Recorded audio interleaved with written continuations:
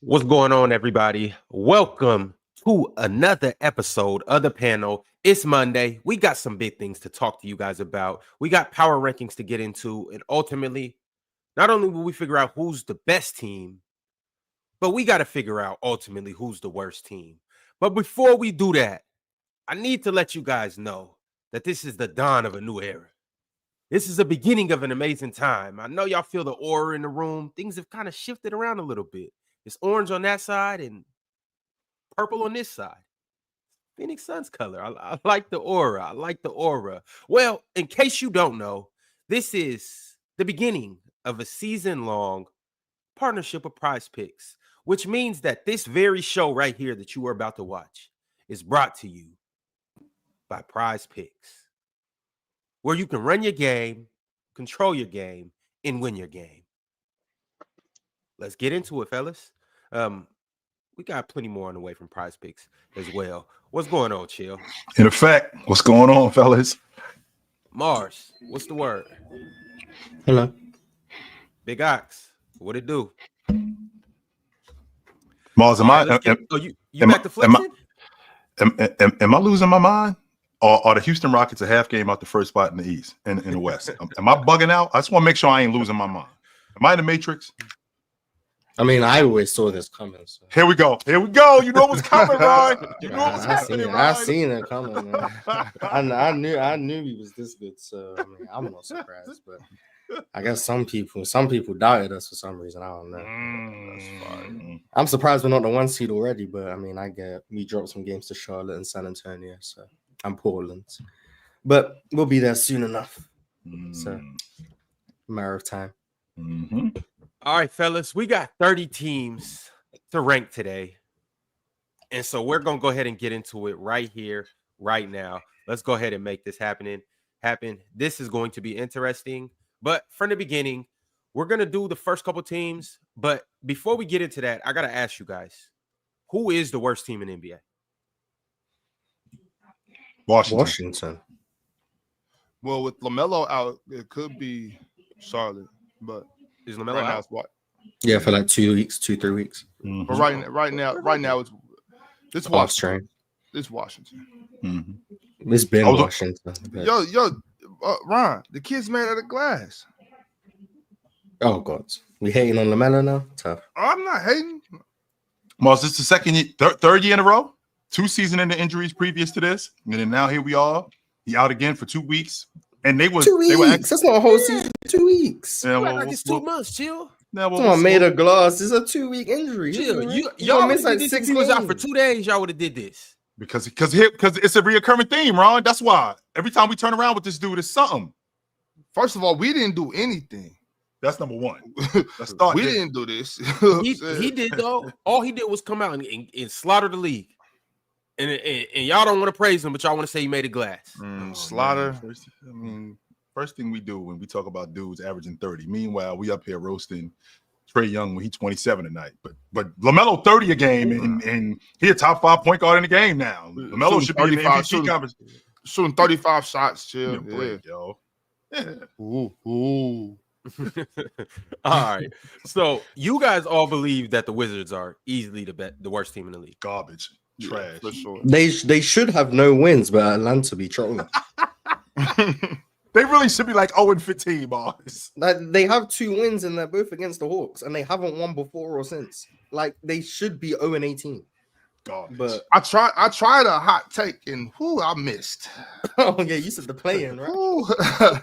I thought maybe they had action at the 10 seed. I caught that one. I won't even say that I was wrong about that. I just missed the whole. They got action as a top 10 worst team all time. They got action there.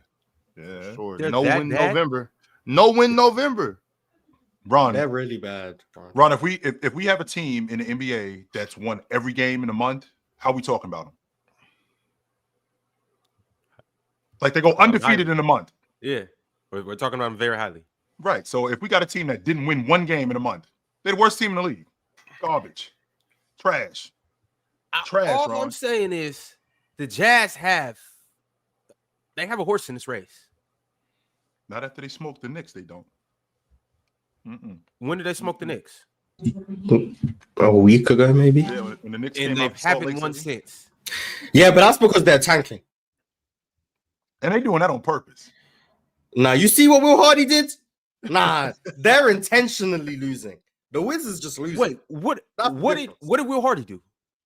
You ain't see Colin Sexton about to get a bucket and he called a timeout, and then he drew up a final play to get Colin Sexton blocked by 17 people. That's tanking. That's the most blatant. No, he said Colin Sexton go in there and get your shot blocked by 10 people. He already had the bucket, Ron, and he stopped him from getting Was it? It was a fast break. Yes. No, it was Colin Sexton is driving by Rui Hachimura. Yeah, he's literally like 2 steps away from the basket. Timeout. Colin Sexton ends up making the layup, but it doesn't count. He then draws up a play, gets Colin Sexton the ball 35 feet out with 2 seconds left. And of course he gets blocked by 17 people. There was nothing he could do. That was just overcoaching. You know, he was trying to protect Colin from himself. And he ended up just overthinking and overcoaching. We see it all the time. He was trying to tank. Ox, just he so got you the know. call. Danny Ainge was like, what you guys doing? Why are you about to win? He's like, all right, cool. Let me sabotage the team. That's all it was. He was trying to tank. This is the second time I've seen Utah throw a game like that. Well, not like that. Second time I've seen them throw a game. They are actively trying to tank. I'm just watching. Just so you know, that layup, don't think they're good. That layup, no, they're not Colin good. Sexton, but they're making sure they're as bad as so possible by throwing games. I just think it was a simple case of overcoaching. We see it very often. It looks different sometimes. But we've seen coaches that at all different levels call timeouts off of steal and the team. Oh, coach, we're going to score. All types of stuff. I think he might have thought Colin was going to do something weak, and he was just like, oh yeah, let me stop this right now. I think he was trying to win that basketball game. I think he just overcoached. Man. All right, well, fellas, let's go ahead and get into it. You guys believe that the Wizards are in fact the worst team in the NBA, and the Wizards are in fact the last team on our power ranking. Was that unanimous, or did you try to be different and say it was Utah? I got Utah. Yeah, you. Of course he was. He tried to be different. He tried to be different. No, that's not me trying to be different. I really, if they played a 7-game series, I really got the Wizards beating Utah.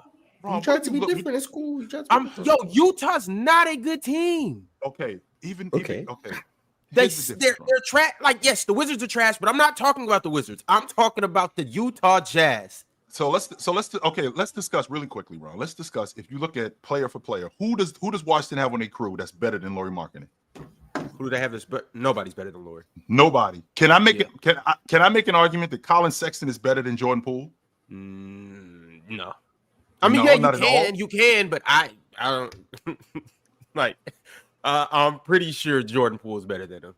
Like it's unanimous. He's better than him, or because when I think about Colin Sexton as a bucket getter, just like Jordan Poole, when I think about him on the defensive end, the young bull that they call him, how good he is on the defensive end, better than Jordan Poole. Man, you are hyping Colin Sexton and Jordan Poole. I don't think it's a wash, Ron. I don't think it's a wash. Now when you talk about coaching, Will Hardy and the Washington Wizards coach. Where are we, Juan? Where are we? Here's the thing, is when it comes to these bottom of the barrel teams, I don't want to hear anything about coaching. Why not? Because if you don't have talent, you can't coach. I promise you, if what's his name was over there, whoever you want to throw out, who's the best coach in the NBA to y'all? Popovich. Spo will be looking just like each and every one of these bottom of the barrel teams. You can definitely coach. No one's saying win. You can definitely coach. It doesn't matter. Yes, because you see, you can tell when a team is badly coached and when a team is well coached. I get that. So Spo's on the Wizards. Do they have a no-win or no? Do they get a win this month? Yes. Maybe 1 or 2. Yes, they do. They're still terrible, Ron. They're still terrible. They might get 3 wins. They might be going to get 3 wins out the mud. Yeah, they might be. That's better than 0 instead of 2-16. That might be better than 0.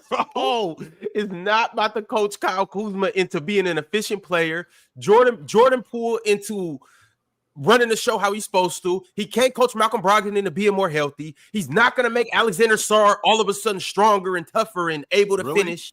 Ron, are we not seeing Ime Udoka coach the worst team in the NBA at one point in the Houston Rockets, coach them to being one of the best teams? This is a different roster too, so these guys are older too. It's different. It's a different team. Okay, it might be a little bit. They might be a little bit older, but they're still young and clueless before Ime Udoka shows up. Clueless, have no idea what we're doing. Fred VanVleet, 0. You got a vet on your crew. You got Malcolm. Steven Adams.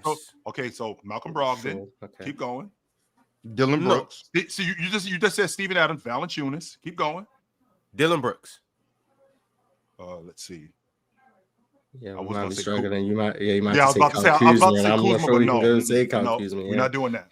But they got 2/3. They got 2/3 of what we got. Yeah. Yes. There you go. 2/3. They You close. you got the vets. You got the big. I'm not gonna do Dylan Brooks though. No, I'm not doing it.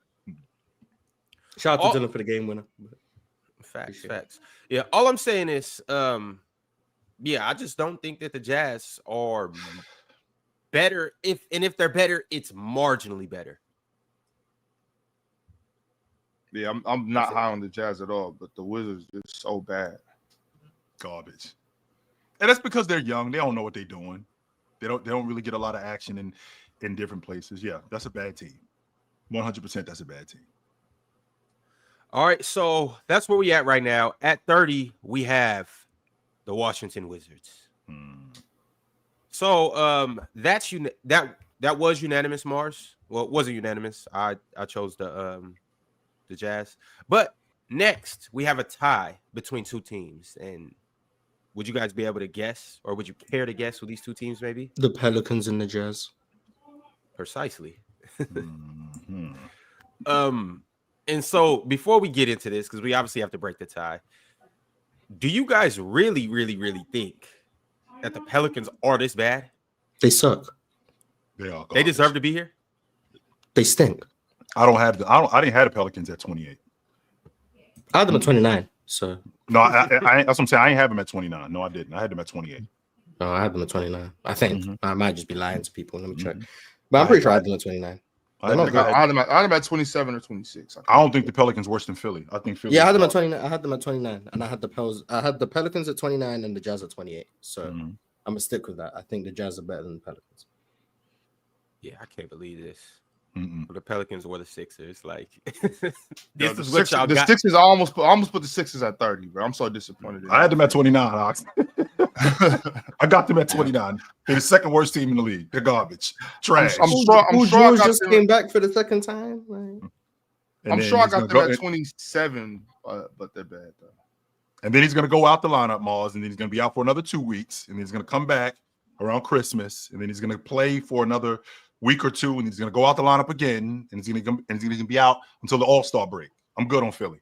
I'm straight. The worst team. Everyone out the lineup. CJ's missed half the year. Trey Murphy's missed half the year. DeJounte's missed 75% of the year. Zion's missed 75% of the year. The only one who's been available is Brandon Ingram. With that being said, what was the logic on Philly before the season started? Because I didn't have New Orleans making the playoffs before the year started, even with those dudes in the lineup. Yeah, I said that. I didn't have them making the playoffs, so I thought that they were going to be bad. Philly, on the other hand, I had a completely different idea about them. I didn't like the starting five, but I thought as good as Joel Embiid was, I thought as good as Paul George could be. I'm not still on the Paul George train from years ago, but Paul George has shown us that he's been breaking down. 2 years ago, he broke down in the playoffs. Last year, he didn't play. I mean, he did play in the playoffs, but he broke down throughout the course of the season. This year, he's got this hyperextension that he's having a problem with, and he's been out most of the season. And he's a heavy part of what they're doing. There's people who had Philly as, I mean, I think I had Philly 5th in the East. Yeah, I think I had them 5th or 6th in the East. And if the season ended today, I think they're the worst team in the East. Right, but not the worst team in the East, right next to Washington. They can't do anything. Zero. As bad as the Pelicans are, there is some life there with these guys. Even with the injury, with the Sixers, I'm over them dudes. I'm so over them. All the Pelicans got life, but Philly ain't got life. Because of Joel Embiid? Is that what the logic is? No, it's that the Pelicans have shown no signs of life. None. Zero. So how can you say the Pelicans? What's the life? What life are you seeing in New Orleans? DeJounte came back. They got life. Like, where's the life? Zion isn't even close. That's what I'm saying. It's in street clothes. Joel is closer than Zion is. Is he? All we've heard from New Orleans, Zion isn't even close. Joel's going to play this week. I mean, they're right next to each other, though, Mars. It's not that big a deal. I agree. I'm saying, how can you say 27 and Philly have 28. no life and New Orleans has life? That's why I'm. New Orleans. I think it's because New Orleans has more people to get healthy, and then like the Sixers only have one. Philly's signing got their whole roster hurt. But that's the difference, though. With their whole roster being hurt, it's not something that's like detrimental. Okay, don't get me wrong. We know about Zion and how he could always be out of the lineup. But those other dudes, like CJ, like what is CJ's injury? Is it something that's going to be like season ending? DeJounte already got back with the broken hand. Brandon Ingram is still in the lineup. The Philly's whole lineup is contingent on both Joel Embiid and Paul George staying healthy. That's their whole lineup. Paul George is back. Paul George is back, and we'll see how long he stays in the lineup. But in terms of let's see how much of a difference maker he is in the lineup. They just won the other night. They beat Detroit by like 60. Yeah, they beat Detroit by 20. New Orleans been losing with DeJounte back. And Philly's had much higher expectations. Joel Embiid. I mean, and we're playing. I can't say that Detroit sucks because Detroit doesn't suck anymore. But this Philly team, offensively, they're not very good. No Joel Embiid.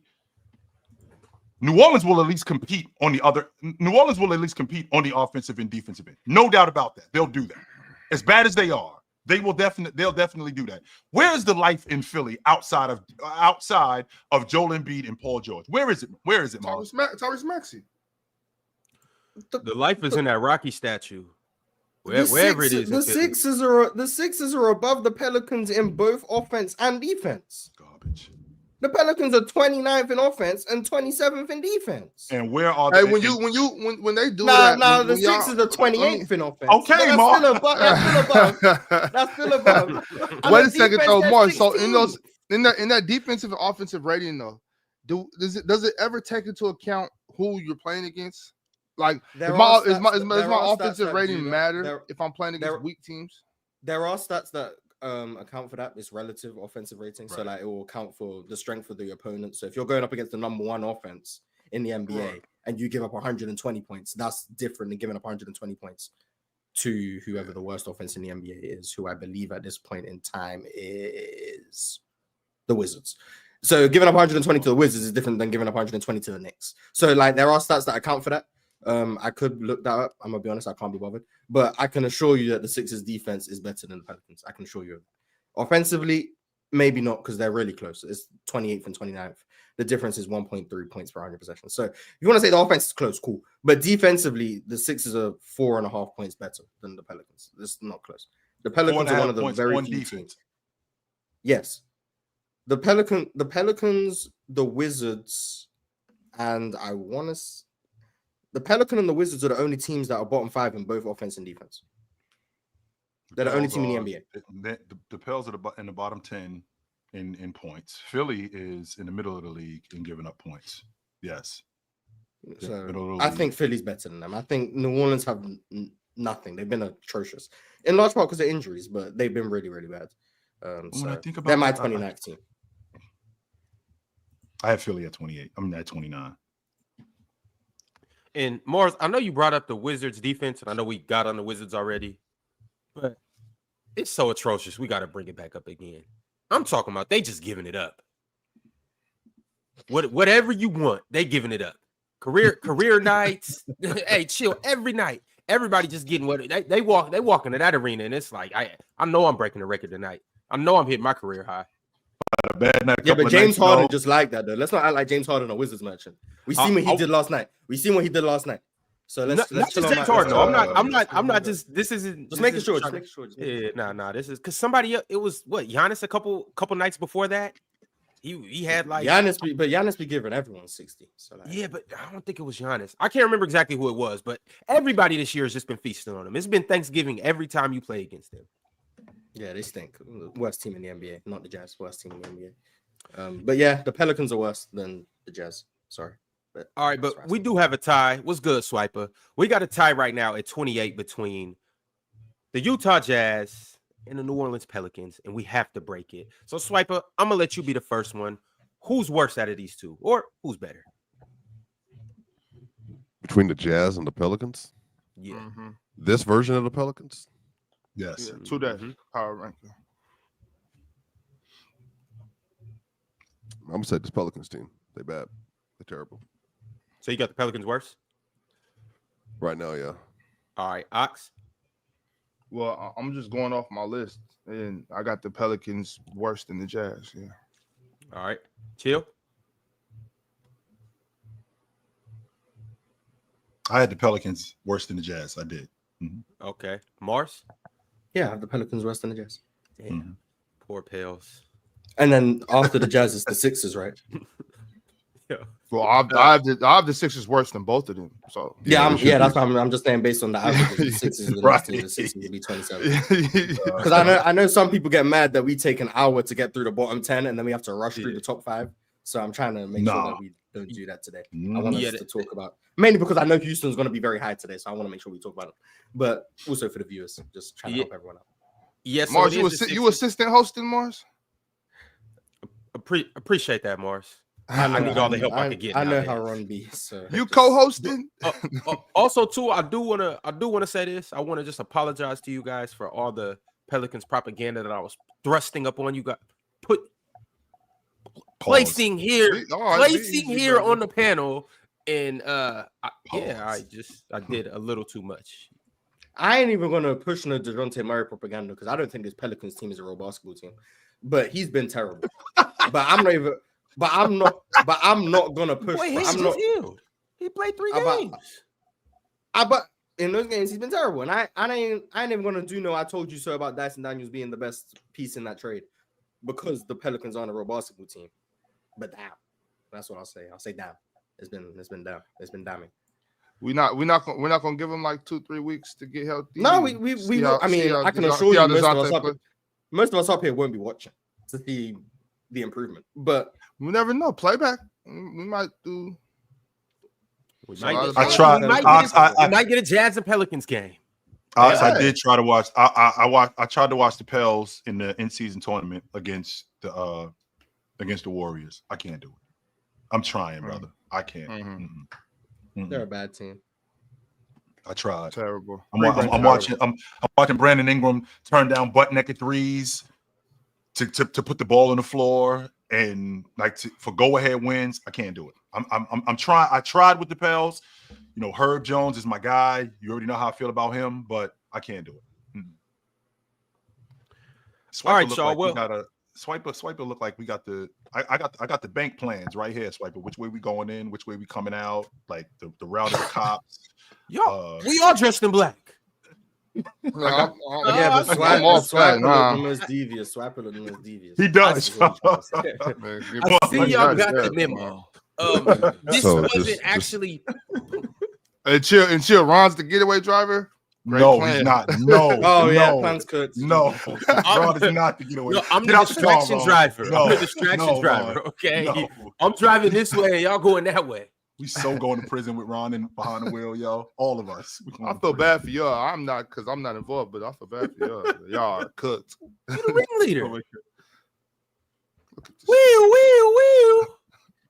This is why we never get through the list, by the way. All right, okay. I guess we're not allowed to have a little fun. Just a little bit. I'm just letting everyone know that this is a little bit. This is why we're gonna be rushing through the last 17 teams. We gonna get through it. We gonna get through it. I got a super chat from Drink More Water. He said, "Would be cool to see both Giannis and Dame average a career high in assists this year. Giannis is averaging that so far, and Dame is 0.3 off.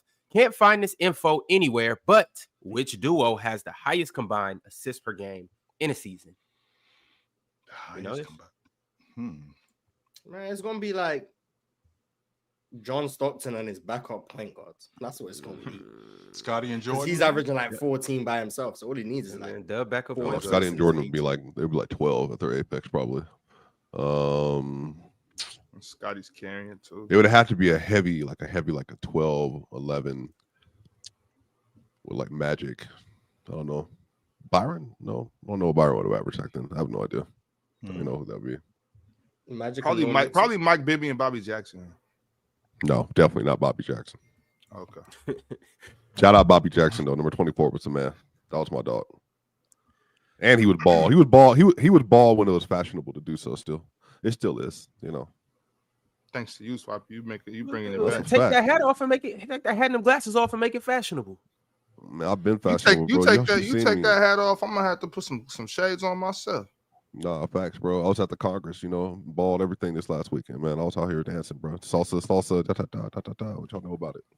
And Telling I told y'all, man. I done told y'all already. Okay, if anybody know how to have a good time, it's that dude right there. I'm telling you. Yep.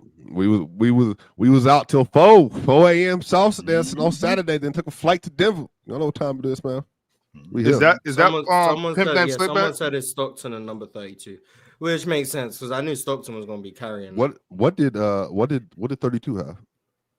Well, it's Like 17.7. So Malone probably Stockton was averaging 4. 4. So Stockton averaged like 3. right. I mean, number 32 averaged like 3, but it was enough to. that's just Malone kickouts to my man Jeff Malone. Jeff Hornacek. Jeff Hornacek. Well, Jeff that's Hornacek. Hornacek. He came later. That's Jeff. Oh, Malone. this is 89.90. Okay. Yeah, that's 89.90. Jeff Bailey. Malone. Yeah. Daryl Bailey. Yeah. 89.90 for sure. Yep. So, Ron, where All we right, at? y'all. Where we at, Ron? We got the Sixers at 27. Okay, that was obvious. And next, we have yet another tie. We only have a few ties, but this is another tie that we have to get into between the Raptors and the Hornets for the 25th spot. The Raptors. I have the Raptors. Hold on. Let me get my list out, Ron. With LaMelo being out. Well, I got the Hornets at 29, so I got to go with the Hornets on this one. I got Toronto a little bit worse than Charlotte. I had the Hornets above the Raptors by one spot, but I had the Hornets. I did too. I did too. So Mars and Chill, you guys both got the Hornets better. Ox, you got the Raptors better. Yeah, I got the Raptors better. Who you got? The Raptors are better. Raptors are better. So we have a tie. Where the Brooklyn Nets at? Hey, we got a long way to go. Yes, we do. Yes, we do. Yeah, a long way. All right, chat. I'm gonna ask you guys. So y'all get over to these polls. I'm gonna give you a couple minutes to go ahead and vote on this. Raptors. Can you remind them that we're not talking about who's a better team when healthy? We're doing power rankings today. What's happening? December 2nd. That's the only reason I got the Hornets. We were doing a power ranking based on what happened last month. No. Oh, this is from today. So we're going. What's going on? On December 2nd, Mars, who is a better team, Utah or the Pelicans? On December 2nd, not a week ago, 2 weeks ago. Philadelphia. I did it based on who was better in November. Well, I mean, look at the list, Mars. That's how a power ranking works. It's like who's been the best in this period of time since the last one. That's Mars. Mars. So No, we're not doing that, Mars. And as of today, on December 2nd, right? Since we did the last power ranking, as of today on December 2nd, who is a better team between the New Orleans Pelicans and Utah? So then why are we bringing up LaMelo's injury? He was only missed 2 games. He was there the whole month. LaMelo's injury has no factor to me. Right. LaMelo's injury will have a factor in the next power rankings because he's going to miss this month. Sure. Right. But the last one, LaMelo's injury is irrelevant to me because he played damn near the whole month. He missed 2 games. So when I did the power ranking, I wasn't factoring in LaMelo being hurt because LaMelo was available. And I'm going. Yes, it does. Yeah, it makes sense. Go ahead, Chill. And as of today, after everything that you just saw, with LaMelo just missing a couple of games, after everything that you just saw, because that's what I did. I didn't go off the Washington Wizards beating Atlanta those last 2 games. I went off what they did since the last time we did this and what we saw from all of these crews. That's how I went off. That's why I got Philly where they are. Yeah, but that's why I got the Hornets above them because LaMelo's injury didn't affect them this month. It's going to affect them next month. So they might be like 29th next month, but this month it's affecting them this past couple games and today. Yeah, it's a healthy combination of what we've seen from them over this last month, but also where you got them right now. And so as of right now, we're tied up here, and I'm running a poll. Who better right now? Raptors or the Hornets? And it's looking like the Raptors are going to go ahead and take this. I don't think that the Hornets are going to make this up. So I'm going to go ahead and put the Hornets at 26 And the Raptors, Shout out to the Raptors, man. 25. Mm-hmm. They have looked better. And they got Scotty back, too. Yeah, that's cool. You know what else looks better, Ron? What's that? This ad. Facts. So, you guys already know the drill. You know what's going on. You know who this show is brought to you by. PrizePicks, where you can run your game, control your game, and win your game. It's very easy what to do here at PrizePicks. You play $5 to get $50 instantly. How that works? Well, first and foremost, I do want to say that joining PrizePicks, it makes you a part of the most loved sports community in the nation. And you can join in just 3 steps. First off, you become a new member. Once you do that, you deposit your $5 or more, and then you create a lineup.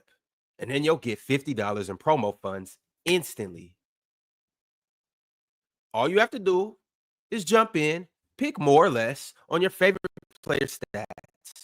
Or you could pick flex or power, which we'll get into. And then you can find your play style. When it comes to flex, you have to win 3 out of the 4 players that you've chosen in your lineup. When it comes to power, you have to win 4 out of 4. Submit your lineup, earn cash, and you can win every single day up to 200 times the money that you put in. I know that sounds fairly easy. So we're going to show it to you guys. Yo, Big Ox, you want to cue that up? There we go. All right, let's get into it, y'all. I'm going to show you guys how it's done. You want to zoom into those little words right there? Yeah, right there. So as you can see, the account's already been created with PrizePicks. Now, the money's already been deposited into PrizePicks. So the only thing I have left to do is to submit my first lineup to claim a bonus offer.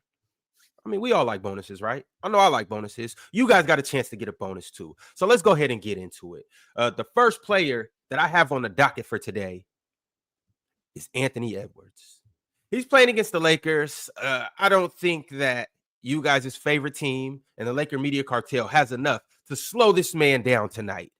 So with Anthony Edwards, I see 26.5 points. And I'm going to go more, chat.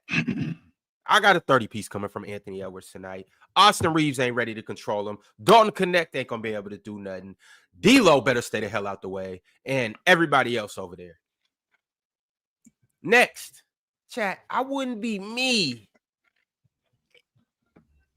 if I didn't go down south to Atlanta. Here we go. And go with my man Ice Trey to really just make this whole thing a little more cool. And so you know you're going to get your points with Trae Young. And see, Trae Young should be the go-to in every single lineup that I select. Because you know you're going to get your points and you know you're going to get your assists. Rebounds, not so much. But you know you're going to get a lot of points and a lot of assists. So you see 26.5 for points, rebounds, and assists with Trae Young. Give me more for that too, Big Ox. And as you can see over here, our entry fee is 20. And what we put that in, we get 60. Chat, today, it's our first day. We're going to start cool and easy. We're not going to go crazy on the first one. We're just going to do this.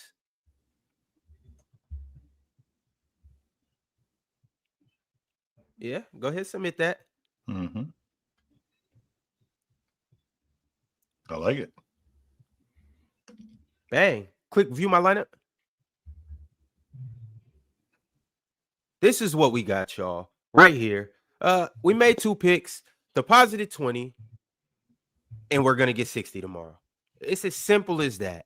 You choose superstars like Trae Young and borderline superstars like Anthony Edwards, and you will be able to turn 1 into 3, just like me. Right here, PrizePicks. And be sure to use the promo code, the panel, and you will instantly play 5 to get 50. Run your game, win your game, control your game. Right here at PrizePicks. That was fun, guys. No one take Ron's advice. Make your own picks, please. Don't listen to Make Ron. make your own picks and be responsible. But make Those your were own bad picks. picks. Don't listen to Make Ron. your own picks, guys. Those were Ain't bad no picks. bread. Make your own picks, No guys. bread. Chat, Listen those to were Ron. bad picks.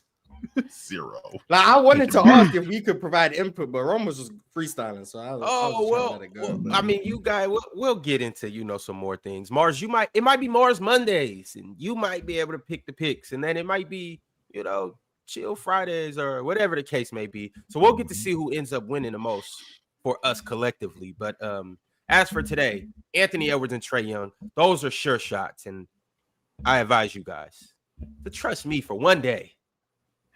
One day. Oh, and by the way, too, I did mean to mention that is the segment of the day. You see, it's the host pick of the day. Oh God. Y'all see that. And then they put a greater sign next to my name. So the greater host pick of the day. Once again, join PrizePicks and use the promo code the panel. Is that a check or is that an L? No, that's a greater sign. Okay. Okay. Looks like an L. All right. Hey, Where were we? That's what happens when you move up in this world. To But a all right, deluxe apartment in the sky. let's get into it, y'all. This is what we Yeah. got, and this is what we're working with so far. Where we at? Where we at, Power Ron? rankings. Where we are at, Ron? 24. Okay. This is what we looking like. Wizards at 30, Pelicans at 29, Jazz at 28, Sixers at 27, Hornets at 26, and the Raptors at 25. Damn near identical to what I had. Just flip the Hornets and Raptors. I like this. I did. I'm tripping on Ron. I'm sorry. I'm tripping on Philly being where they are. Even though I didn't like that 5 originally in the season, the fact that they are as bad as they are now, and we are where we are. We only a month and a half into the season, but still, for Philly to be at the bottom of the East. No. If we're ranking this by culture, they should be at the bottom of the list. Bottom. I had them at 29. I had them at 29. Ain't no one ranking by culture. What the hell? Yeah, we need to rank by culture. They'd be 30th. Might be 31st. They might be 31st. Ain't no one ranking by culture. I had them at 29. We should do a culture ranking one day. I'm not mad at that. That fake Give me heat fire. culture. Man. Oh, don't get me started with them. I got a lot. They're still top. They're still top 3. But all right, y'all. The next team that we have is the Chicago Bulls. At 23, 24. 24. That's where I had Chicago. I did. I had them at 24. Yeah, I had them at 23. Mm-hmm. I had the Bulls at 24. Some nights they feel better than that. Some nights they feel worse than that. I don't really know what to do with Josh Giddey. Some nights he looks like he's their league guard of the future, and some nights he looks like he shouldn't be in the NBA. Looks like He they're does. what? He looked like he's their league guard of the future, and then some nights he looks like he shouldn't be in the NBA. Some nights he'll knock down some shots and he'll compete on defense, and then there's nights where he looks like he shouldn't be on the floor. And I understand why Billy Donovan takes him out of the lineup. He gets beat on. He'll just completely blow defensive assignments, completely just blow them. Not necessarily just dying on screens, but I'm talking about like a guy goes by him and he'll get spun around where he doesn't even know where he is, and he'll completely throw off their defense, especially as the head of their attack. So I don't really know what to do with him, because on the one hand, I feel like Chicago has their league guard of the future. I know what to do with him. I'm really not sure what to do with Kobe White and Get rid of him. Basellis. I still think that Basellis is their future. I do believe that. Giddy is lucky Lonzo's at injury risk because he's so much better than He him. wouldn't It's be playing. ridiculous. He's No. He wouldn't be playing in the fourth quarter for me at all. Not even touching the court. yeah, I he's would very much rather lucky have Lonzo can only play 15 minutes. Very, very lucky. And can't play back-to-backs. And is going to get traded. He's lucky Io. I mean, he's lucky Io is getting treated like That's the only reason why you watch them, child. Swiper. So let's cut the shit. No, right? no, Zach That's the LaVine's only getting reason why you traded. watch the Bulls, because of First off, I like And Patrick you- Williams. I like Patrick Williams. First you off, want I Io like- in Denver. Nobody likes Patrick Williams. everybody has their players they liked out of college. I thought he So- was good. He was good. Yeah, but that doesn't mean you have to hold on to it 3 years later. I know. I'm saying he's not like good. He's not like good. You know what I mean? Like Penn would probably say he's the swiper of the Bulls, but he's still like a decent player. Nice little ceiling he can have at some point in time. Decent contract. What is it? 90 mil? 5 years? It's a lot of money for a Patrick Williams. type Yes, player. it was. They way overpaid for him. Shout out to Patrick Williams. Get your money. I ain't never going to hate on someone getting paid. Shout out to him. 100% they overpaid for him. Armed robbery. Yes. Hey, man, they offered him the deal. He signed it. I ain't mad at him. Well, all right, y'all. Before we move on to the next team, it's Hack Ira sent through a super chat. He said Mavs 9-1 in the last 10 games. Beat a range of teams with 3 to 5 rotation guys out nightly, including Kai and Luka. Truly one of the deepest and versatile teams in the league. Multiple role players averaging 20 plus in the past week. Nico GM top 3. Or Nico top 3 GM. They're 9-1 in that last time. They've been rolling, Moss. Yeah, I know they've been winning. I know they were 9-1. Shout out to them. They've been rolling. Luka came back. That was cool. They should have. They lucky Anthony Simons fouled out. You see Anthony Simons on that heater in the third quarter, and they're 8-2. He's lying. See, I knew. 4-game win streak though. I knew they lost 8-2. Yeah, frauds. I know they lost to Miami. I know they lost to Miami. Yeah, I know they lost to Miami. Who else did they lose to since they lost to Miami? Right. But they've been rolling. So 8. They won 8 of their last 10 games. They lost to Miami and they lost to the not Jazz. Even playing well yet. And the fact I remember they got packed up by the Jazz when Luka the John. That was within the last 10 games though. Okay. And the fact that they just got Luka back, which means that they've won of those 9 Are they a better team right now with Luka on the court as opposed to what they've been running? Yes, they are a better team. We'll see what happens in these next 10 games. Like if they go 5-5, then that proves everything. Right I mean, it's hard to say that they're better without Luka. That was what they're just different. They're Grizzlies with John Moran. Well, no, I mean to be fair, I think they're different. I think they're just a different style of basketball, and it works. It's a winning style, regular season winning style of basketball. They're very aggressive defensively. Derek Lively, I can't say enough about them getting Derek Lively. He's incredible. Deuce McBride been hooping too. Huh? Miles McBride, yeah, he been hooping. All right, y'all. Next up at 23, we have the Portland Trailblazers. This list is exactly how I had it. That's what I had. I had the Trailblazers at 23. Yes, I did. I'm cooking. They don't as much as I want to say it, they don't suck, yo. And I'm down to start dangling Anthony Simons. I am, because I want to see if I can get some draft picks for him. See if I could get maybe another big for him. Because I want to build this thing. I want to build this thing around Scoot and this kid Sharp. I do. I want to build this thing around those two guys. I like with that dynamic. And I'm thinking about when I used to watch the game, and now that I'm older and I see different things, I don't think I've ever seen a guy who just shows up and just does their job and couldn't care less if we win or lose, like DeAndre Ayton. I think he just shows up. What you mean? I just think I'm good for 18 and 12, and if we win or lose, all right, that's it. I'm good. If we win, okay, bet. If we lose, bet. But I'm going to get the ball. I'm going to get 18 points. I'm going to get 11 rebounds. I'm going to get 10 rebounds. And whether it's conducive to winning, that's what it is. He already told us that he's playing for a second contract. He told us that already. That's not news. He already told us that. So clinging is the future.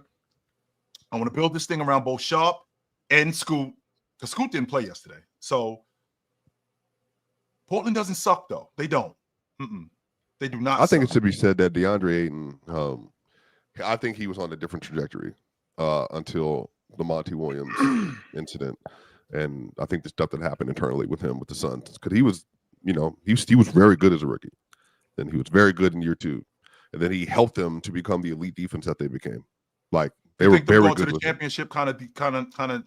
Well, it's everything. It's what happened. He played Giannis, and Giannis went bonkers. Like bonkers, and everybody was like, DeAndre Ayton, why are you woo? It's like, bro, like he made some really good plays in the finals. He made some really good plays in the playoff. He played really well. Double guy. Yeah, he was a double guy. And he's a really good mid-range shooter for a big. Like, but he just doesn't. He's not like the ceiling of all these other bigs that people are looking at and saying like, oh well, he's not this, and that. And I think he crashed out a little bit mentally. But and also too, one overall pick in the draft. I mean, what do you expect from number one overall pick in the draft? And you win the NBA championship. Star. Yeah, but he doesn't become a star. Like he's not a star. Like I think that's okay that he's not a star. But people are like, well, there are other people that are better than you at your position and all that. But I'm saying that at his apex, though, he was in conversation for the 8th best center in the league just a couple years ago. I thought it was top 5. I'm 100% confident I heard top 5 with DeAndre Ayton. Yes, I did. This is when they was in the NBA Finals and competing at that time. There was 21. Yeah. So that was going on. Joker, AD, Bam, and then Ayton. Rudy, Ayton, if I'm not mistaken, Sabonis was lingering around that conversation. Zubac was Zubac in that top 10 conversation by that point? Nah, people weren't respecting Zubac game until not yet. Last year until he got James. So Brook Harden, Lopez was there. Brook Lopez was in that conversation. But he was in that. DeAndre Ayton was in that top 5 conversation. Yes, he was. That was going on. Having that conversation. I wasn't either. But I liked him. I did. If he was making $30 million a year, $25 million a year, I think the whole conversation about him would be a lot different, and he would be a trade asset for somebody. I would love to. Damn the money. What are you doing on that basketball court? Yeah, if he was good, I would talk about him. I don't want to talk about. Oh, he's good because he only makes this much. Do you think he's good, Ox? When you watch him, I think DeAndre Ayton's all right. I think he's a good player. I think it could be better. Like he's not a player that you're supposed to carry your squad. You know what I'm saying? He's a complimentary piece. He's not. I think that just because he was drafted number 1, we're still holding on to that. He was a number 1 draft pick. Like, all right, that doesn't matter anymore. He's not a franchise player. But I was riding with DeAndre into that whole air mattress fiasco. What happened? Then that when that he happened, said he didn't have a bed. Somehow all got mad at him for not having a bed. Like, he's a Nimrod. So I was just like, you know what? There's no hope for him. I thought there was hope for him, but now after that, I'm like, nah, there's no hope. But you remember people got mad at him because he couldn't get out of his driveway. Yeah, he missed the game. But people don't realize it was some serious snow up here around that time. Right. So but people were even. It was really icy though. It was really icy. So. And he couldn't get up his hill in his neighborhood, and nothing could get down to get him and all that. Yeah, it was. People were just making fun of him about stuff. That was just so. Yo, do you know how many the problem. Damn, I don't want to get back into that shit. It already happened. I'm just off. I think he's a good player. Really shows, I think he has critical thinking issues too. Critical, it's a problem. I think he's a good player, Ron. I do, and I think what they building in Portland, I think they're on their way to doing something. Yeah, once Donovan Clingan touched the court chill, I knew it was over. I wanted Donovan Clingan number 3, man. You did? You wanted him in Houston? I wanted a backup big. Backup. He's not a backup, Moss. He's a starter. He is a backup big. Tyler Prince Shangoon.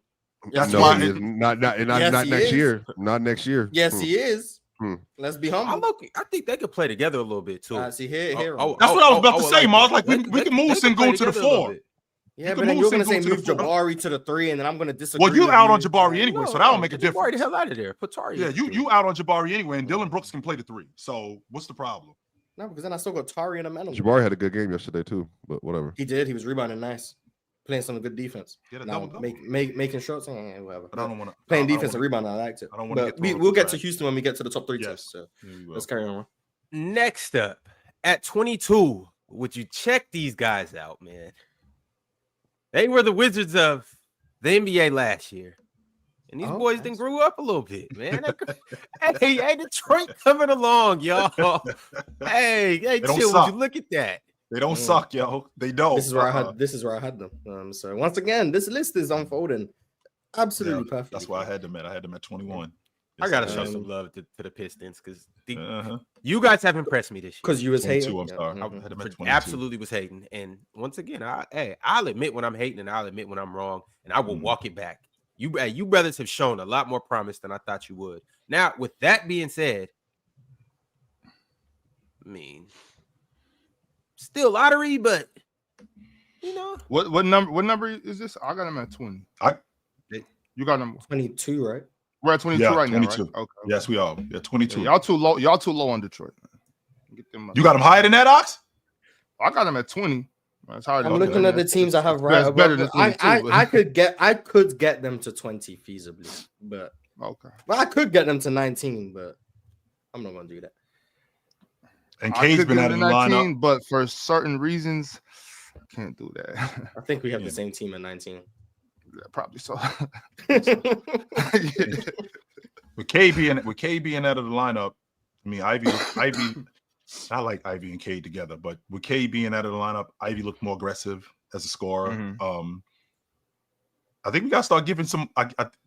as much as I know you don't want to do this, Ox, but Tobias Harris actually looks good in Detroit. He does.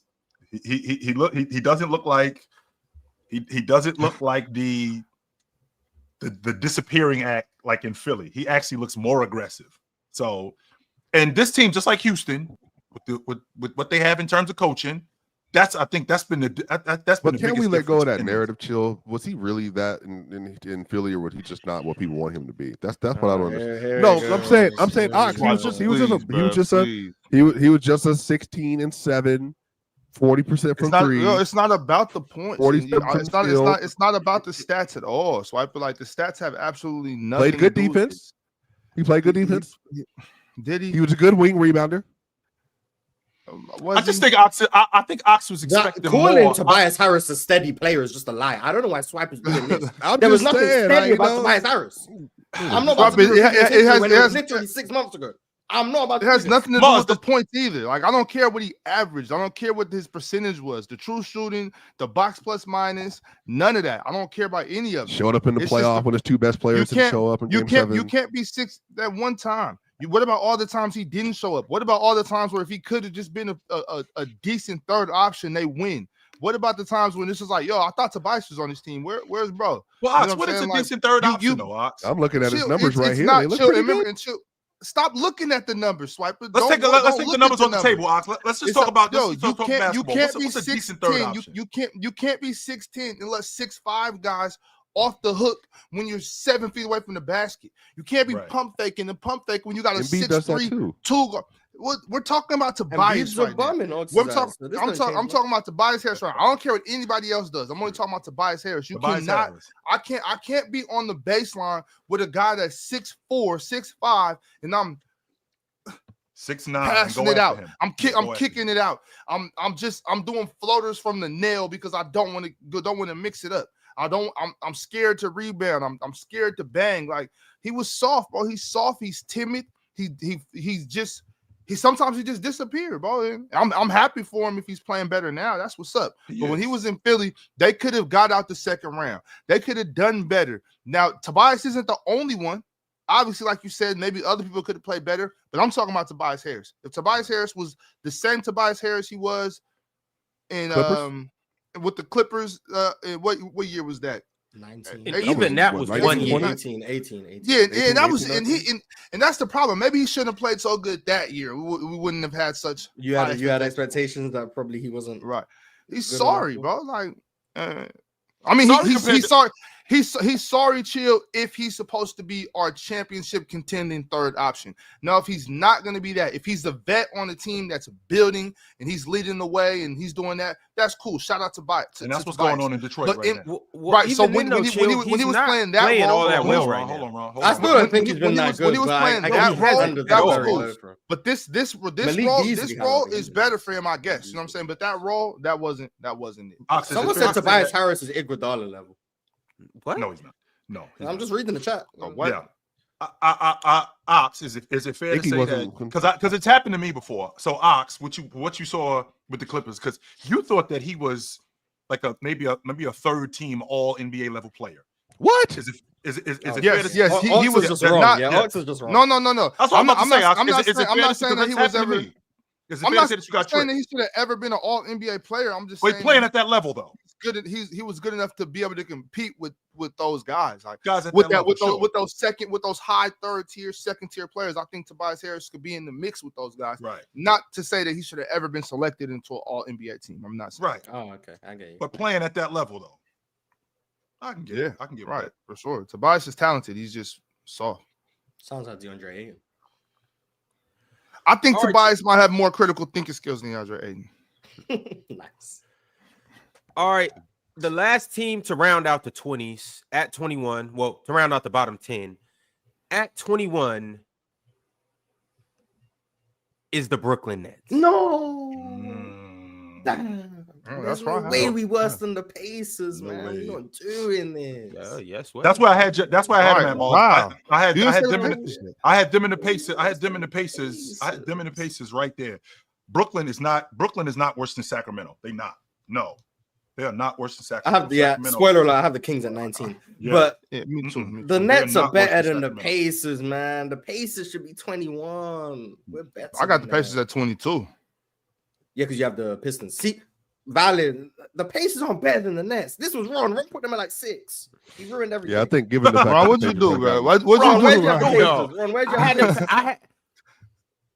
Well, What'd you do, no, Ron? I mean, I did have the Pacers the second highest, but See, we'll talk about you the ruined Pacers the when we get list. to them. We'll talk about them when we get to them. I had the Nets where everybody else had them. Here's the Nets: 21, 21, Yeah. 19, 19, 19, 20, 21, 21, 20. Yeah, everyone knows the Nets are in this range. The issue is the Pacers should not be above them. They're not better than us. They're not. You not seen us been hooping? Oh, man. Have you not seen us? And we dealing with injuries. And we still better than the Pacers. Man, we've had an injury or two, too. But We got like 6. this is what we're looking at right now, y'all. Mm-hmm.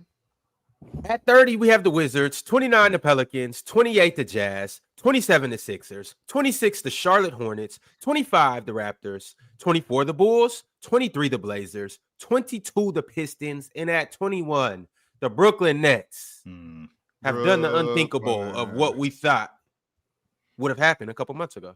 I thought they were going to be the worst team in the league. Unthinkable for who? Me. I thought they were the worst team. I thought they were going to be the worst team in the league, Miles. Worse than Washington. Yes, I thought they were going to be Because you're not garbage. locked in. You don't know who Benjamin. No, Simmons this is what you were trying. What you were trying to say. That's what you were trying to sell me, Miles. The whole and that's one of the main reasons why I was out, because you were trying to sell me the Yeah, because resurgence you're of so Ben obsessed with Simmons. trying to prove me wrong that you end up making yourself look silly. No.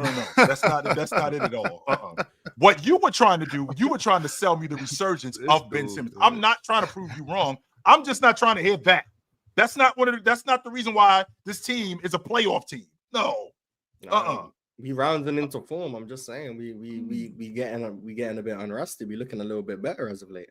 Besides the Orlando game, that doesn't count. I love but that. Like everything else, we getting into a little bit of a rhythm. But I will tell you this: don't leave out, Moss. Just so you know, the moving truck is being backed up in Brooklyn.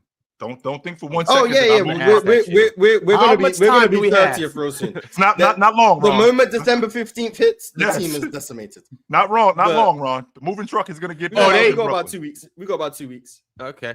But the for sale sign already on the house, Ron. You already heard who's available. The for sale sign is already on the house. It's just a matter of when are we selling. So dudes might as well start packing their bags up. Yeah, they're gonna join the Jazz, Pelicans, and Wizards soon. But for now, we're better than So if you play for the Brooklyn Nets, don't put your Christmas tree up. Do not. Yeah, you're gonna be moving house real soon. You're gonna be moving house very soon. All right. I got a super chat from Bilal Century. He said, in a year span with very limited assets, Nico Harrison added Kyrie, PJ, Gafford, Lively, Quentin Grimes, Najee Marshall, Derrick Jones Jr., and others to the Mavs team. Derrick Jones Jr. had a career year. Najee and Grimes both averaging 20 plus in the past week. Very underrated GM. Limited assets. I was about to say, I'm thinking the same thing, Swipe. They traded KP out. They traded KP out. Mm-hmm. They got Kyrie now for we're going nothing. Back like 2 years. Damn. Okay. He brought up Derrick Jones Jr. and people. Yeah, they got Derrick Jones Jr. for cheap, which I don't know why he went so cheap. That doesn't make any sense. He was really good with the Bulls, by the way. He was like part of their clothing lineup when they were in Miami too, and in Portland.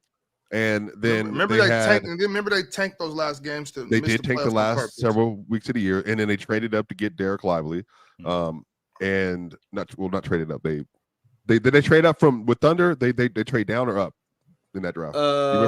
Derek Lively was what, the 10th, and then J-Dub was at 12, right? No, Case Wallace. It was Case Wallace that draft. Case Wallace. That's right. Yeah, they swapped with OKC. Yeah, they swapped. So they got off of Brunson. They got Kyrie Irving for literally nothing. Like here, he's toxic. It's radioactive. We'll take him. And then he's been perfect. With the Mavs. That was a power move, though. Yeah, he's been another man's foresight to do that. One man's trash is another man's treasure. Fact. Well, remember they had missed. So right after that, they had lost. That's after they lost Brunson.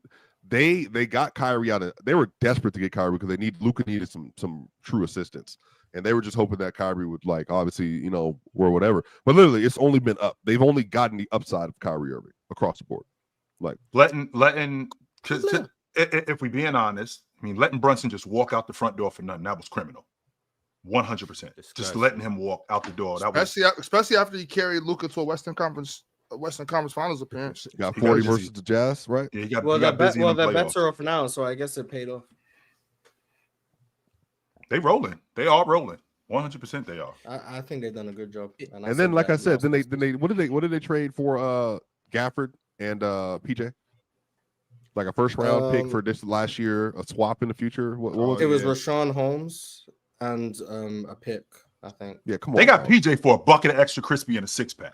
The only reason people are down on PJ Washington if they didn't watch Charlotte, and the only reason people were down on PJ Washington and Charlotte is because of Brady Renner. That's it. Well, that's because he wasn't a good defender in Charlotte. So I mean, but he had everything you would want though. Like he was. Yeah, tall, but that doesn't mean it wasn't a gamble. Like if someone isn't playing good defense, and they haven't played good defense in a really long time, then you trade for them and they start playing good defense. It's not like, oh, you should have known he was going to be a good defender. Like I don't think that's true. Grant Williams, take him here. Well, yeah, but they're making negative assets and they're getting players in return who are doing really good for them. I think that's good GMing. PJ Washington, they traded like Josh Green and Tim Hardaway Jr. and ended up turning that into Quentin Grimes. They replaced Derrick Jones with a better player in Najee Marshall. Like they've done a really good job. And I said it when they in their offseason. I think they had a really great offseason. And I think that was not including Klay Thompson. I think Najee Marshall and Quentin Grimes were their two most important pickups. No disrespect to Klay. I just think those guys are just going to be more impactful going forward in the long term because of defensive lineups and those implications with the personnel they already have. But they also got Klay Thompson, and they got Klay Thompson for pretty much nothing in the signing trade. Like they've done a really good job with the limited assets they've had. Tim Hardaway Jr. was, by all intents and purposes, a terrible player, and they turned that into Quentin Grimes, who's been a really good player. So, like, I think they're doing a good job. And I don't think I'll give him an A grade for sure over these last couple of years. And you definitely can't overstate the development of Derek Lively, because I thought he was a project coming into Dallas. I did not realize how good of a passer he was, how good of a defender he was, how good he was around the rim, and how well he's played with Luka and how much they've been developing him. So, I mean, I don't think we can overstate nearly how much of an asset he's been. I don't think we can do that. All right, y'all. Well, we are an hour into our first show of the week. It is Monday. Salute to everybody. I hope you guys have your coffee in your cup. I hope you guys are energized, and I hope you guys are ready to attack this week the same way we're attacking this week with PrizePicks. And we off to a good start, baby. But I want to let you guys know or remind you, make sure you are subscribing to Player's Choice. Make sure you are liking the video. Salute to our Hall of Famers. That is KT, Hunting Kilgores, Multi-Kenny, Cobra Son of Raditz.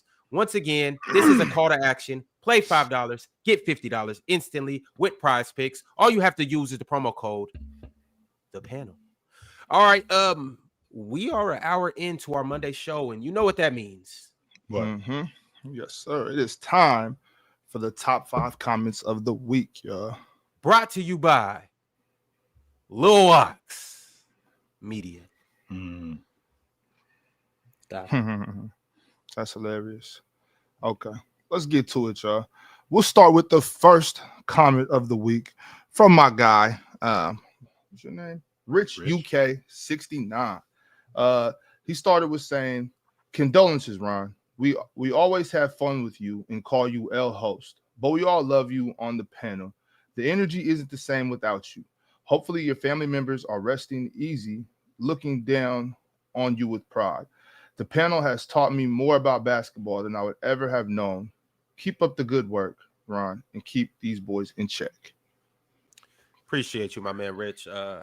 Those words mean more than anything that you could say to me. Appreciate the support, appreciate the love, and I appreciate the call to action. I will 100% keep these young boys in check, and old boys too. That might be the best comment. I ain't old. I'm just not as young as I used to be. I was calling you young. I was calling Mars old. Benjamin Button.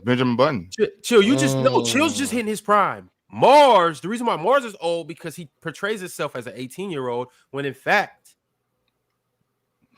29. Mars got more miles on him. Mars turned over the odometer. He went under the hood and turned the odometer back. You think you slick, Mars? We know what time it is with you.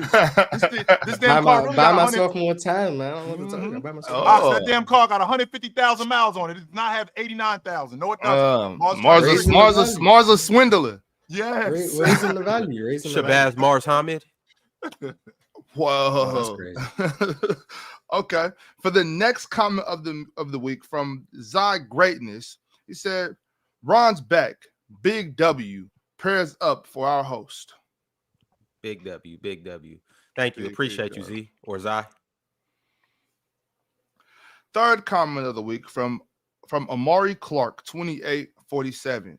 "Ron, you are a true G for choosing to be vulnerable. You will always be the W host." Appreciate you, my man. You don't need to Appreciate lie, you. but I mean, I get it. Mars, you saying this is Glaze? It's not pipe- even pipe dub down, host Mars. anymore. Y'all see, Pipe y'all down, seen the Mars. graphic. Here he Pipe goes. down, Mars. It's That's greater what- than host now. Yeah, no, okay. it's- Y'all yeah. have to acknowledge me as such. It's greater than host now. I ain't need to do all that. I didn't make the graphic. That's how PrizePicks wanted it to be. Greater than host. That's fire. Well, I would never call you that. Like, And that's your man, by the way, under Ron. no circumstance This will is I your ever man, by call the you way. greater than host. And that's your man. So you know none of us doing it. Oh man. For the next comment of the week from Bilal Walk, it says, "Love you, Ron. You've been such a constant part of my daily life for so many years now. I'll always be grateful for everything you bring to the panel. It wouldn't be the same without you. The show means more to me than you could ever know. And I truly appreciate you and the panel always being there through the good times and the tough ones." That's what we do around here. Right on, Bilal. Right on. You Shout out, guys bro. This is know, a man. great. This is a great Chat- top five. You guys already know. Very You wholesome. guys are great. You guys are amazing. You guys make my life. I'm gonna just leave it at that. My life wouldn't be the same without you guys. Not you guys, like chat. You guys. Mhm, Oh, mhm. well, okay.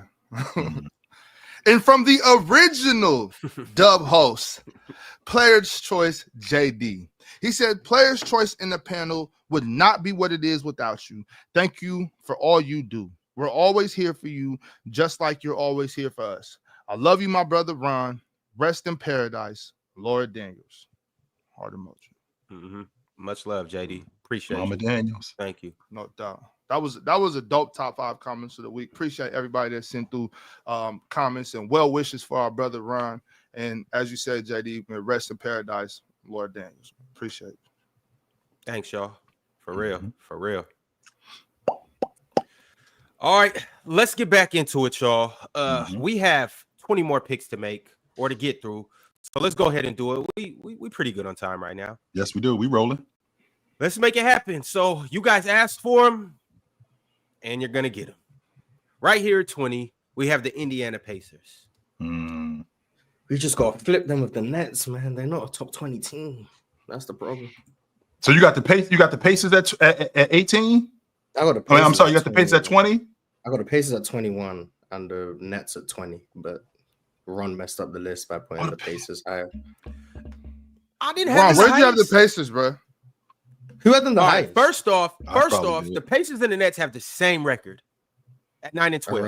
Irrelevant. Second off, none of you guys are seriously taking the Pacers over the Nets. Seriously, chill. I know you're not. Don't look in the camera like that. The Pacers over Swiper. the Nets or the Nets? Yeah, over the I Pacers? agree. No, you're right. You're right, Ron. I agree. Nobody's No doing one's that. seriously taking the Pacers over the Nets. I agree. Facts. I agree. Even you got- said it. See, there It's you been go. such a That's good show, and now y'all want to start trolling. Just That's what you said. I'm just saying. You just said that. All right. We're agreeing with No you, one's Dub taking the host. Pacers over Greater the than Nets. host. We're agreeing with you. All right. Look, we got the Pacers at 22. So who had Who had the Pacers at 22? highest? All right, so I got- here's what it's looking like. We had 19, 18, 23, which was the lowest, Pirate. 21, 18, chill. I had 18, 21, 20, 22, and 17. Who said 17? Hey man, we got smart Who people. said up here, man. 17? Hey, we got Canadians just tend to be very, very smart. They tend to be very, very intelligent. He's people. not even Canadian. He's Serbian. That's first of all. Number two, they not. I mean, oh, sorry, yo. Well, Oh my goodness. hey, he had him at 17, and that's where they at. That's so. If Penn weren't trolling, would the Nets have been above the Pacers? I don't. I had them ahead of Brooklyn, Moss. I did. I had. You're a hater. No, I'm not. I had them ahead of Brooklyn because I know what's going on in Brooklyn, and I see what's happening. You dudes are holding this thing together with glue and tape. That's what y'all doing. In Indiana, see, you're trying to anticipate the fall off. So I'm not anticipating it's coming. Now, it's actually you got to wait till it happens. When it happens, then we change those player rankings. Oh, they're worse because they're going to be worse in 3 weeks. Like the January power rankings, too.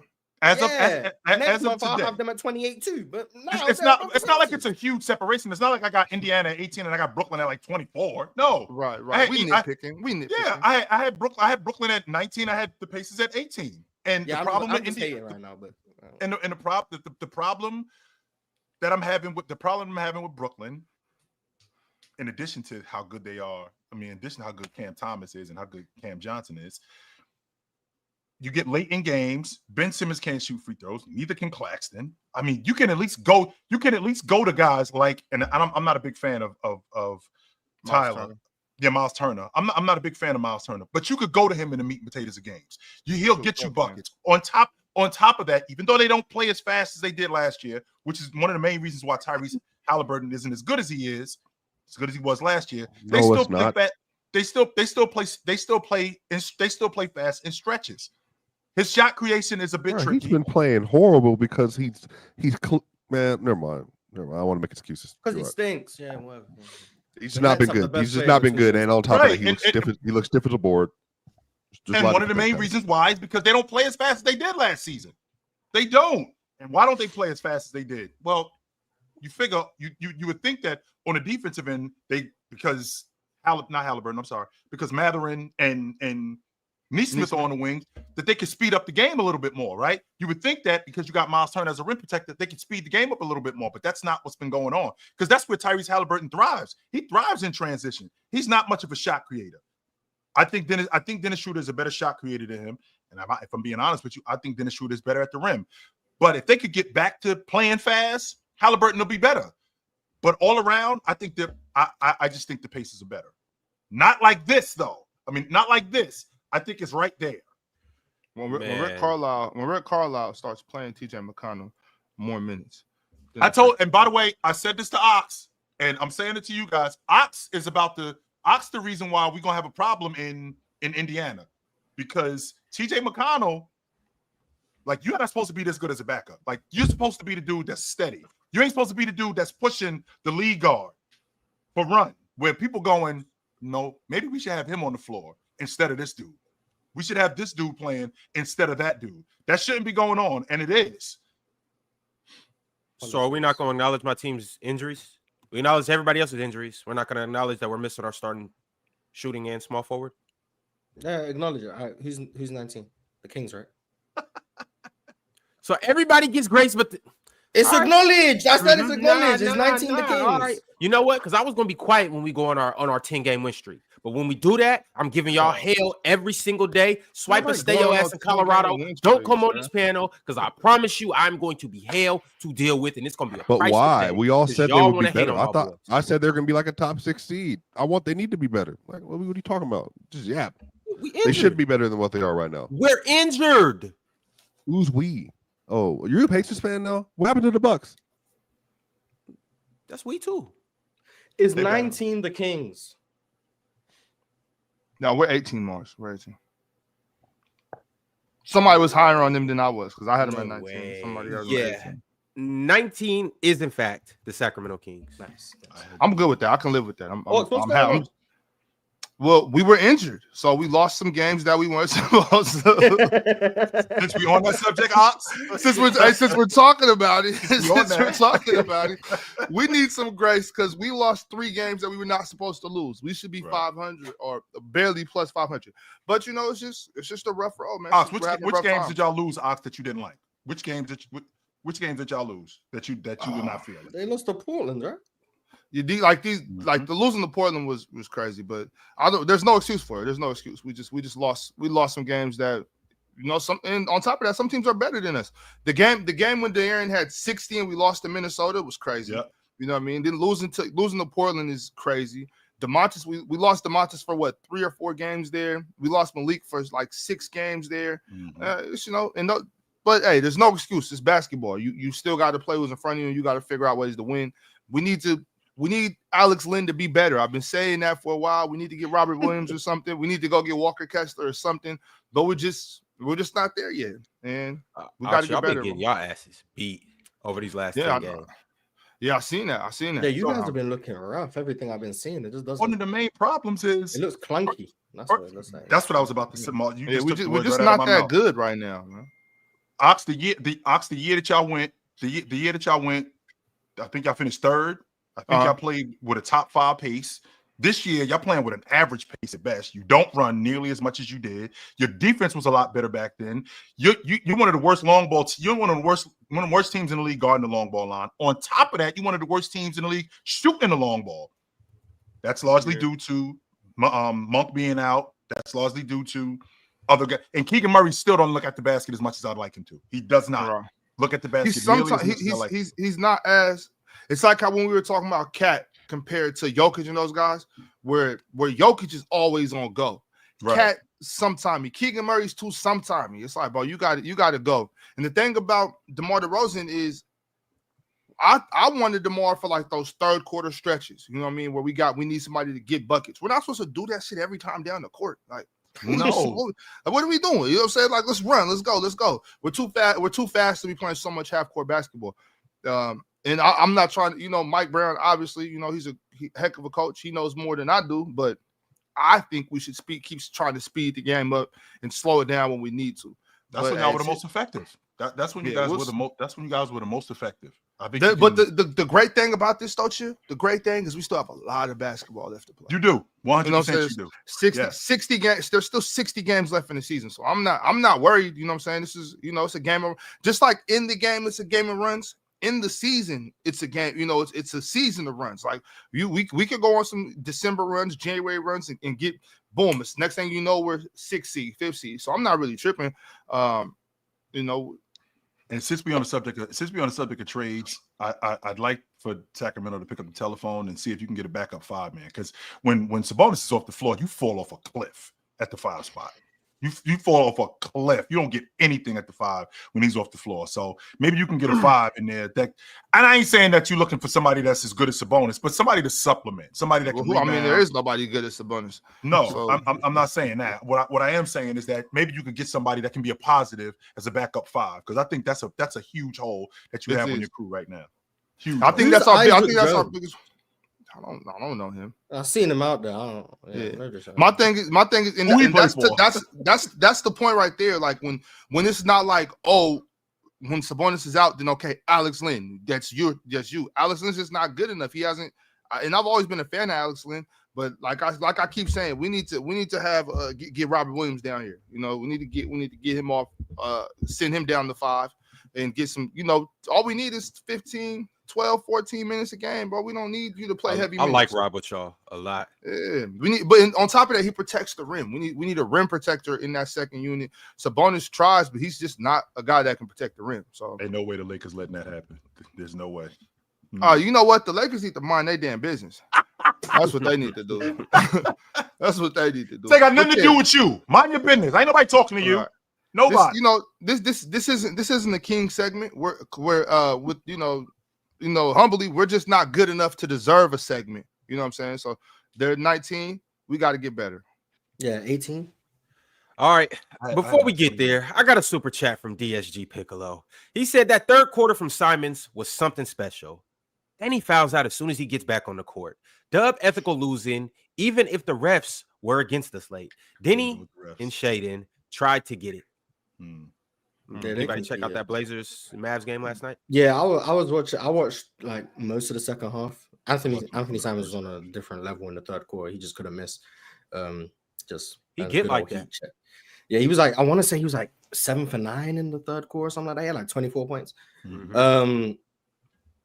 Denny and Shay, Denny was playing well in that fourth quarter. Shaden gave them a few nice buckets, but then he fell over in the clutch. That wasn't great.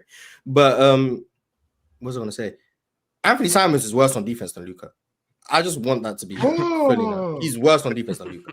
So nobody's worse than Luka on defense. Now, anyone wanted to ask, who's a defender worse than Luka? There's one playing right now. His name's Anthony Simons.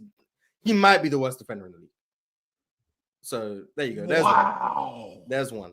He's always been bad, but it just reminds me because I was watching them. Simons just doesn't give me any effort after he gets beat. That's my problem. Like, but when he's in front of you, he'll defend. But once you get by him, Ox, it's a wrap. You can get whatever you want with him. So But he will. Well, that's a big problem for Luka. That's one of my main problems with Luka too. So if that's his problem, then it's fair to put them on the same level. Man. Yeah. No, Also, Simons shout are- out Delano Banton too. I've been a big Delano fan, and he's been proving his worth this year. I've been a That's Delano 20. hater. He averaged like 28 against the Rockets last year. I was mad as hell. Yeah, man. Shout out Delano. Mm-hmm.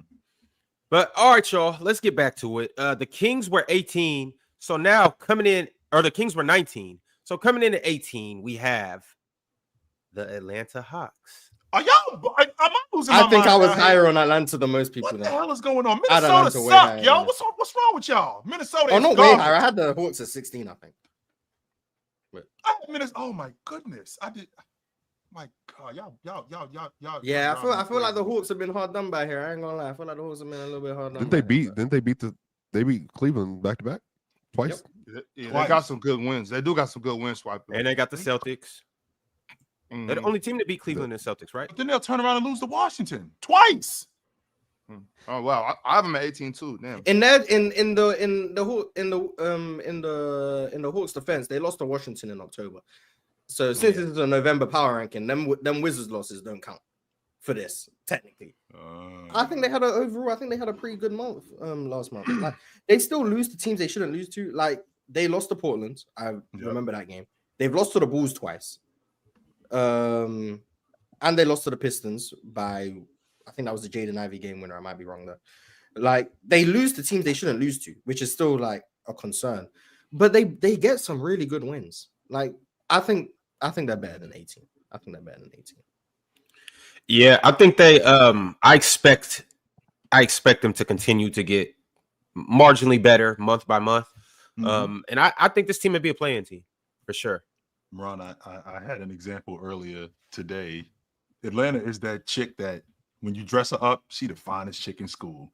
But catch her on one of them days. Hey, yo, go in the house and put some clothes on. Holy shit, you are awful. That's who Atlanta is. Do something with that hair because you are terrible. That's who Atlanta is to me. That's exactly who they are. Awful. You want to read it, Ox? This doesn't mean anything to me. Zorro said, "Tell Ox Luka beat the Blazers with a depleted squad, and they shot 60% from three last night. A couple weeks ago, he was trying to say Fox was better. Because Fox actually can guard his shadow. I don't respect guys that don't know how to play defense and don't try to play defense and don't want to play defense.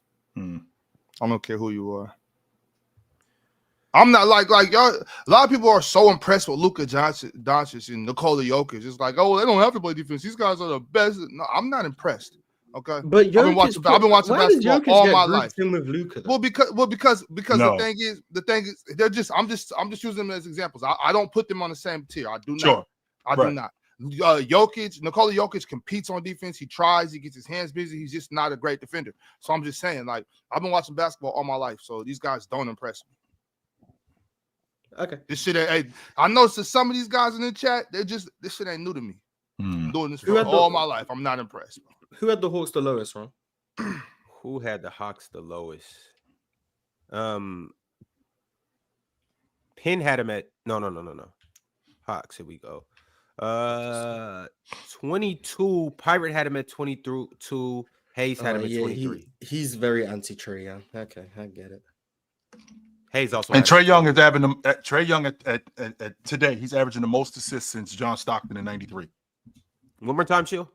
Today, in December 2nd, Trae Young is averaging the most assists since John Stockton in 1993. That's going on. That means nothing to you, Swiper? I like Trae Young.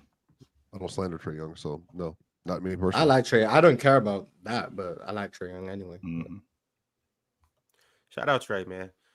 I like that he's shooting less shots and trying to get more guys involved. He's just so conscious getting off the pill, Ron. He is. He's very conscious about getting off the pill. Where it gets dicey is when he takes shot. He takes ill-advised shots, and they go in because now people think that that's something on the regular. Like when they played Cleveland, we're in the meat and potatoes of the game, and he cracks a 35-footer, and it goes in. So people think that now that's something that he should be doing on the regular. When he does that in the middle of the second quarter, and it throws a runoff with the Atlanta Hawks, that's the problem. But he's always been conscious about getting off the field. His game translated from college to the pros. He was doing that in college. Led the country in assists. I didn't think Trey was going to be this good in the league, if I'm being honest. But I did not need the Mavs. No, I didn't. In the league. I It's amazing. 12. Trey Young has averaged 29 and 9, 25 and 9, 28 and 10, 26 and 10, 26 and 11, and now 21 and 12. And he's been an all-star 3 times. That's crazy. Typically. Just so you know, Swiper, get you there. a guy averaging 27 and 11 and not making an all-star team. This is how many times in the history of the league that's happened. Never. Well, it was that year, and it was James Harden with Philly. He was averaging 21 and 11, I think, on 61 true shooting, which was James Harden getting hated on his whole career. That ain't nothing. James Harden actually got invited to the All-Star game in Utah. He passed because ain't much to do in Utah. It had nothing to do with the game. They got strip clubs in Utah, Salt Lake City, and they're all right. Trust me. All right, and for what it's worth, Trey Young is shooting below his like typical 32% throughout his career. So I mean, you guys know how I feel. I expect the guy to get to his typical averages. If he's averaged something for the last 6 years, 7 years, I expect him to be closer to that. Yeah, I mean, but Luka, but it's the same thing with Luka. Luka misses threes. He goes on stretches where he doesn't make his threes. I mean, he's a shooter. You're a volume 3-point shooter. You're gonna, especially off the dribble. You know, you're gonna miss a lot of shots sometimes. No, we have 17. All right. At 16, no, you're right. At 17, we have the Miami Heat. You guys are too high on the Timberwolves. You guys are too high. Oh, yeah, you guys are. What the hell are y'all watching? What's going on? There's no. Hold on. Before we get to the Timberwolves, Who are you talking to, Chill? Who are you yapping about? I'm yapping about the Timberwolves, who I thought was going to be at the top of the Western Conference. I called you 3 days ago. Said, "Are you ready to be off the Wolves?" You said, "No, no." No, that's not what the conversation was. That's not what you said, Swiper. If you're going to sit up here and you're going to yap, tell the people what you actually said. You said that they're significantly worse because of Julius Randle. No, I didn't say significantly. Never used that word. I said, I said 2 questions. Will you admit that Julius Randle has also helped make them worse this year? And you're like, well, you know, and then they are a worse basketball team. I'm sorry. What did I say? They are a worse basketball team with Julius Randle, and they are. I'm telling y'all, man. I told, man. Can we talk about the Timberwolves when we actually get to them? Yes, let's do that. Yeah, let's do that. Oh yeah. Speaking of Chill, Bam Adebayo still sucks. Oh, absolutely, he does. Even though he had 20 rebounds last night. Did Tyler Hero take his powers? And they lost last night. Tyler been dope. He just was hurt. And y'all got lucky, Swiper, because Tyler been dope. Oh yeah, they would have won that finals. Oh yeah, I remember what saying. That pick and roll, there's nothing y'all can do about that pick and roll. Okay. If Tyler Hero was in that lineup, Denver smokes them still. You can't prove that. You can't prove that. Y'all just can't say facts. You can't prove it. Facts. I'm not saying Miami wins. I'm just saying it's a lot more competitive. Hanzo, you might be the biggest. That's always been my take. I've ever seen. I'm not gonna lie to you, bro. Shout out to you though, bro. But yeah, anything on the Heat? Shout out to them. And I'm telling you right now, if this rubs off on Asia, if this rubs off, I'm not in trouble. Bam's in trouble. To me, like Asia's rubbed off on him. No, he would be playing better. I mean, he would be because Asia's better. Because Asia's better than him. Right, don't do that. That's nasty. So first of all, Ron, if you look at Miami's offense, they've always, like, over the last 2 or 3 years, they've been in the bottom of the league in offense. They've been in the bottom of the league in pace. They've been in the bottom of the league in scoring. They've always. What happened in 2022 then? Why were they so good? Defensively, they were at the top of the league. I think they were offensively they were at the top of the league. Okay, and that was the 1 year the Heat were like really good in the regular season, right? Right. Yeah. 22. That was the year that they went. That was the year that they went to the East 21. One of those years they were really good in the regular season. It was 21-22. Okay. And Jimmy Buckets was a lot younger at that point and a lot livelier. That's not going on now. That is not going on now. I watch Bam, and the more I watch Bam, the more I'm thinking to myself how wrong I was, and thinking that he was going to be an all-pro this year. His offense was going to take off. He was going to be a better scorer. He's not nearly as aggressive as I thought he was going to be. And I'm coming to the realization that he might not be as good as I think he is as a scorer. I'm coming to that realization. Rubbed off on him. I'm Yeah, he might not. It's becoming more apparent that I may have overrated Bam and thinking that he's a better scorer than what I think. Because I'm thinking that Bam was a 19 to 22 a game guy on a Tuesday, especially at this time of his career, considering how much better he had gotten. And I'm not buying the logic that this is just a down year for Bam. We in year 7. No, chill. I'm telling you, I'm sorry. We sapped up that man's power. We're in year 8. It's 8. It's not Asia. Okay, let's kill that right now. It's not Asia. She already got her own powers. She's the best player in her league. In the world. Clearly, that boy can't focus. Clearly, he not been in the gym. Clearly, he been doing something else. Hey man, shout out Tyler Hero. He's averaging 24, 5 assists, 5 rebounds. He's shooting 87 at the line, 42% from 3 on 10 attempts a game. See, now Tyler Hero's a better example. He got that one girl pregnant, and all of a sudden, he been balling. No, that happened 3 years ago, by the way, and he also had a. Never mind. I don't buy into that nonsense. Nope. Wait. Swipe. Sometimes fatherhood does make you play better, though. 100%. Act Fred VanVleet in the finals. Facts. That absolutely happens. Ox, are you saying that people coming into your life don't enhance your life? Is that what you're saying, Ox? No, I said nothing about it. That's his business. Like people. Not you, Ox. I mean Swiper. That's what I mean. Okay, right. No, that's his business. I don't know her name. I hope they're having a wonderful time. She sounds like a nice lady. All right. Shout out to all the nice ladies out there. And shout out to everybody that's liked the video. We gonna keep it pushing to number 16. You guys have been talking about them. And so we finally have gotten here to the Minnesota Timberwolves. Who had them the highest? Because there's no way they should be up here. They wouldn't have, man. Y'all lucky I was traveling yesterday because they wouldn't. I had them at 18. I think. They wouldn't have. Who had the Wolves the highest? Okay. Penn had him at 14. Oh my gosh. Pirate had him at 14. Mm-mm. Hayes had him at 14. Mm-mm. Who had them at 14? And Hayes. So we admit that's purely aura from Ant, right? Because if any other player would be on that team, they wouldn't be that high. So everyone who's not on the panel had them high for some reason. And I had them at 15. I got them at 17. I have them at 18. I had them That's at fair. 20. I had them at 20. That's what Chill does this thing where when he's disappointed with a team, all of a sudden they're like substantially worse than Mars. If you watch this team, the offense, I mean, Julius Randle's still getting off the ball. I don't know what happened to DiVincenzo. It's like the basket is in the stands now. I don't, and somebody opened up the window and it moves. I don't know what's going on. Gilgeous-Alexander Walker, he can't defend like he did in the past. He's overrunning. Plays. We're gonna blame Nikhil before Randle. I'm not even talking. I was slapped up for Shane's cousin. We are not blaming Nikhil before we blame Julius Julius. We're not doing this. Can I get to the rest of the crew? Nikhil? The problem is 30. The problem is 30. They can't run the same defensive scheme. No, chill. They cannot run the same scheme they did last year with Carl Anthony Towns because 30 is legitimately worse defensively across the board. That's the problem. They're having to compensate for everything he does every possession, especially down the stretch of these games. It's not just Randle, but it's definitely a big part of the reason why they have slipped so much is his defense. I think it's an effort. I think it's an effort. I think it's an effort thing with Julius Randle more than anything. You keep saying that. That's your point. He's 30. The point is his lack of effort just the problem. Like we can't be like, no, I'm not saying that. I'm not saying.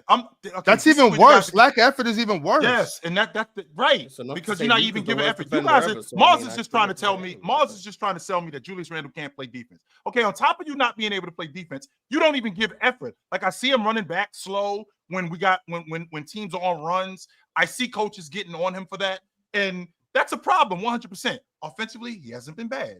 He's actually been good. I'm not buying this logic of the schemes being different because of Julius Randle. Like Cat was just substantially better. No, he wasn't. Right. He was not better. Absolutely not. He wasn't better. The scheme was different with Cat because Cat was a good post defender. So when you played certain matchups, You could have Cat and then you get Rudy as a roamer. Now, when you got Julius Randle disengaged off the ball, doesn't know what he's doing. Rudy Gobert's having to cover up more gaps, and you're having to use Rudy as a primary big defender because Cat is no longer there. Their schemes are different. It's actually different. Just by personnel. It doesn't mean Cat is better or worse. Like, I don't care who's better or worse on defense between Cat and Julius Randle. At that point, you're doing Luka versus Anthony Simons on defense. I don't care. But their schemes are different because they defend in different ways. It's like if you get Marcus Smart on defense and then replace him with Rudy Gobert, like, your schemes are going to change just because they defend different stylistically. That doesn't mean that one is better than the other, even everyone knows Rudy's better. But that was the best point I can make. Like, you have to implement Randle differently. And the issue is, at least Cat has somewhere where he's feasible on defense. He was a solid post defender. And if you get him in the right position, he can maybe alter a shot at the basket. I don't think the Cat... Julius Randle does nothing. See, that's the difference, Mars. I think the separator with Julius Randle and Cat is the rebounding. I think that's but you have to like open your eyes to players you actually like. I'm Julius Randle will literally die on possessions time and time and time again. And everybody's just like, oh, well, he passes the ball cool or whatever. Or he's a good or he'll make threes. The problem is when they come down on the other end, Rudy Gobert is having to do more, J-Max having to do more, Ant's having to do more, Nas having to do more, and it's not working. They've slipped. Like, precipitously, they have slipped defensively. But Swapper, you won't acknowledge the fact that Jaden McDaniels, Mike Conley, these guys have taken it. Yeah, Mike Conley's definitely taking aggression. Yeah. Jaden McDaniels has been worse. You can't just blame this all on Julius Randle. And I think that's what Chill's trying to get across. Like, and so we said that. Being that he's actually said that 30 is the problem. He said that. That 30 yeah, number 30 is the problem. If you're the second best player on a team, and then you're also the reason why whatever. I mean, third, I know Rudy, obviously. But if you're in that position and then you're taking up that much of the load offensively and defensively, and they deploy very specific kind of defense, which makes them elite, and you're failing at that, then yeah, I'm going to look at you. But to your point, Ox, Jaden, he's not been as good this year, but really it's Mike Conley. Mike Conley looks old. That's been the biggest issue. He looks old. And they do have a solution right there on the bench. Rob Dillingham. Yeah, they need to play Rob more. Like, because, and this is my issue with Chris Finch, because there's no reason why he's using Dante and Nikhil as backup point guards. I know Ron said, oh, Dante's played backup point guard before. Every time he's done it for the Timberwolves, he's looked terrible. It's bad. Their backup point guard situation, their point guard situation in general, because Mike Conley hasn't been good. But without Mike Conley, and they don't put Rob Dillingham on the floor, Nikhil's getting pressured full court and he's turning the ball over. Dante's getting pressured and he's turning 3-4 times just to get into the front court and they're turning the ball over. Like, that is a major problem. Dante is a 2 guard. Nikhil is a 2 guard. Asking them to be backup point guards, it doesn't work. And then the thing about Anthony Edwards' shot selection, I promise you, if Anthony Edwards could get to the rim on this team, he would get to the rim. There is no space. He can't drive. Teams are clogging every lane. So he's shooting threes because that's the only shots he can get up. Every time he even breaks the 3-point line, they're collapsing off Jaden McDaniels, they're collapsing off Julius Randle. You know Rudy Gobert can't do anything. Like, I feel bad for Anthony Edwards. I don't know what you want him to do. Like, I don't know what people expect Anthony Edwards to do. Just get his head down and run to the rim and just hope. Like, there's nothing he can do. He can't get to the rim because they're one of the worst space teams in the NBA. And Julius Randle is Julius Randle. I'm not gonna blame Julius Randle because I didn't think it was gonna work anyway. So none of this is really moving me. Jaden McDaniels, however, the defensive regression is consistent. He was in 23. I was saying he should have made all defense, and he didn't. Then in 24, he made all defense. I think because they realized they snubbed him in 23. But he was already worse on defense last year than he was in 23. And this year, he's even worse again. So I don't know what happened. Jaden McDaniels got paid as 36 for 5 years or whatever he got paid. Just decided to stop hooping. I don't know. Mike Conley's old, but I'm definitely not blaming Nikhil. I think Nikhil's been like their 4th best player this year. 3rd best player this year. Like, he's been their best perimeter defender. He's been probably their most consistent. Nikhil's been amazing. No, chill. I don't know. That's why I don't know what Nikhil's done wrong. Nikhil's been their best perimeter defender. He's been better than Jaden McDaniels. He's been better than Anthony Edwards. He's been better than Mike Conley and anyone else. I'll give him. And then on offense, he's probably been their most consistent non-Anthony Edwards player. And Julius Randle still does nonsense, but I can understand he finds guys for open shots. So the guys need to make shots. Which is what it was supposed to. Needs to make shots. I agree with that, but that doesn't mean he's been good. Like yesterday on Chill with Chill, I heard you say Julius Randle's been good for them. I don't agree with that at all. They're losing their minutes. They've basically been losing their minutes with Julius Randle on the court this year. And so he's been a negative, is what you're saying. So you're saying that he's been a negative. Yes. With Julius Randle on the court, which is nuts to me. Empirically, they've been losing their minutes. That's a nice one. Yeah, I mean, that's just like a proven like contextual information. Doesn't make any now sense. That doesn't mean he's a bad player. No, I'm not saying that. No. The Lakers are losing their minutes with LeBron and Anthony Davis. Well, that's just like that's a function of like who they're playing against, how they're playing together, what's around them. What it's saying, Julius Randle is not floor raising them. Is what that's really the thing. He's not raising the floor for the Timberwolves at this point in time. And Julius Randle and Naz Reid should never share the court. I'm sorry, it doesn't work. They're too bad defensively, both of them. Naz Reid got given like, oh, he's not that bad on defense because he blocked Jokic a couple times. And unfortunately, it's never been true. Naz has never been a good defender. So the idea that you're putting both of them out there and you have no Rudy Gobert, there's a reason those lineups don't work. It's because that's egregious defense. And I know they do it for spacing, and it's like, but if you want to space, then you probably shouldn't have traded Cat. But they did what they did, and now they stink. So, yeah, I had them at 18. And Cat's balling, by the way, with the Knicks. Chill. Oh, yeah, he's been great. That part I'm not arguing. He's making all NBA teams. Offensively, he's been great. Obviously, defensively, right. Whatever. Yeah, I mean, he looked very good in the matchup that he cares about the most. So, I mean, that's probably the most important. But Cat could always rebound. His rebounds will go down when you play next to another. Oh, that's true. That's true. Yeah, like, that's why I always say like stats are dependent on your teammates as much as they're dependent on you. I'm just having a difficult time with this. I'm just having a difficult time with this team with the whole spacing. When you got a guy who was on the crew, who was on the team last year, that he led the league in threes. He was on the crew last year. Well, that's one player on the perimeter, but that's not my point. That's not my point. Yeah, Dante has to be better though. Dante. That's not my stop letting him off the hook. When you got a playmaker like Julius Randle who has him and he played with him and he creates open shots for him, and the idea that he can't make shots now, I'm trying to figure out what's different. Same thing with Naz Reid, who also was able to knock down the long ball and create more space. Now that's not going on. Alexander Walker, who was also another one of those guys. Now, when I watch Jaden McDaniels actually looks like he can keep defenses honest. Only except he doesn't. He'll make a couple of threes, and then next thing I know, his nearest defender is in the paint, and he's just getting off the basketball. He won't even look at the basket. Well, so sometimes, but that's what he's been in his career too. To be fair, for a lot of it. Even if that's true, we've seen other shooters who've been bad at times, but then they keep people respectable. Giannis is a prime example of that. Giannis has been bad, but Giannis has now been respectable in the mid-range, where now people have to honor that.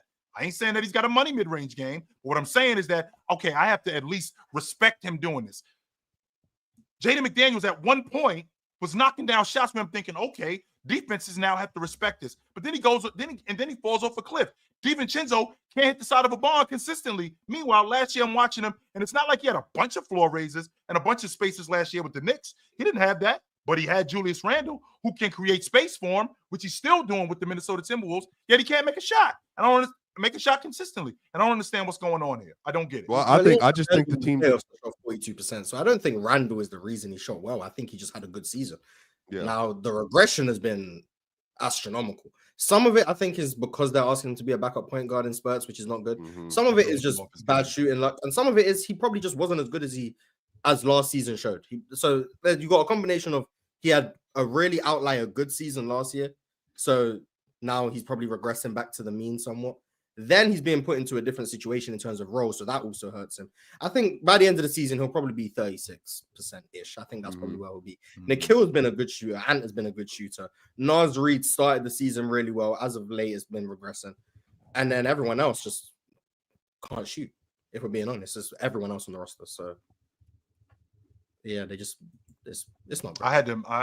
Minnesota is. You said they were coming out the West, right? I did. You still think that? No, I don't. Oh, okay. No, I do not think that. You don't think they can turn it around? It's going to be hard, Ron. That West is a nightmare. They're going to have first and foremost, in order for them to get out the West, they got to make the playoffs.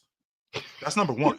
You don't think they're going to make the playoffs? They're the 11th seed right now. Yes, this is where they are, Ron. They are they're outside the play. And that's especially in the Western Conference, that's a ridiculous climb, man. I'm not saying they're about to climb to the top, but yeah, but if they're in the play-in, they could lose. Like and just be out too. Yeah, but that's what we're saying. It's like there's no guarantee they're gonna make the playoffs. Like they have to just succeed to guarantee it. If they're in the play-in, they could lose. Like this is a team that could lose a single game elimination to anyone. And they remember can also too, Ron, beat everybody too. Yeah, that's what I'm just saying. It's They not guaranteed, man. That's what No, I'm saying. I get what you're saying, but I'm saying like if the Timberwolves are in the play-in, I personally think they're a shoe-in. I think like I don't. Well, right now the play-in would be the Clippers, Suns, Nuggets, Damn, the and play-in Spurs. is crazy right now. it's nuts. So right now I they play. I Right, yeah, I right still now the got the play-in is Wolves over the Suns, Clippers. Denver, and Spurs. I still You got them guys over the can keep Clippers. sleeping on. We'll get to the Clippers when we get to them. You guys can stay asleep if you want, but that's on They're you. good, but they've been good. I don't know what that regression thing came from for a lot of people, but whatever. They're good. People don't understand that James Harden gets teams to the playoffs, and Kawhi's back in January. I think Maybe, possibly. we don't know. Who would have I thought? think the West is wide open. I don't see any reason why the Timberwolves can't get into the playoffs. Yeah, I seen you say that on Chill with Chill. See, I be watching. Yeah, I was gonna say that, Mars. I didn't know you tapped into Chill. Shout out to Mars. Yeah, I be keeping tabs. Ox, just you'd be seeing what surprised, bad- man. Seeing what bad Yeah. takes I can hear.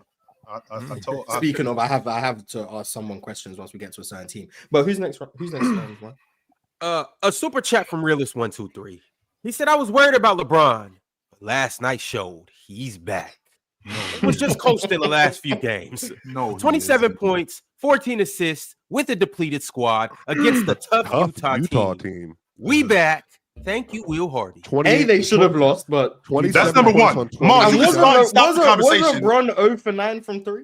0. These how many long balls he made scored last night. He scored 27 points on 28 shots, I believe. Give me a break, Mars. If that's LeBron Keep going, being Brian. back, then damn, we fell from grace, man. Damn. Keep going. If anybody else does it, it's like, okay, all right, you got to do that. But Bron shooting like that, 28 to get like that's crazy. Yeah, like, and I'm not saying LeBron is trash. I'm just saying you can't say we back when we know the standards LeBron is.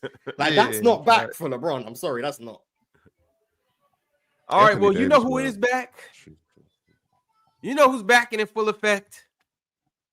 The San Antonio Spurs at 15. Who would have thunk, man? Who would have thunk? Hold on, I gotta look back. In the preseason, we had the Spurs at in the preseason, we didn't have him. This is on opening night. We didn't have him too low. We had him at 23.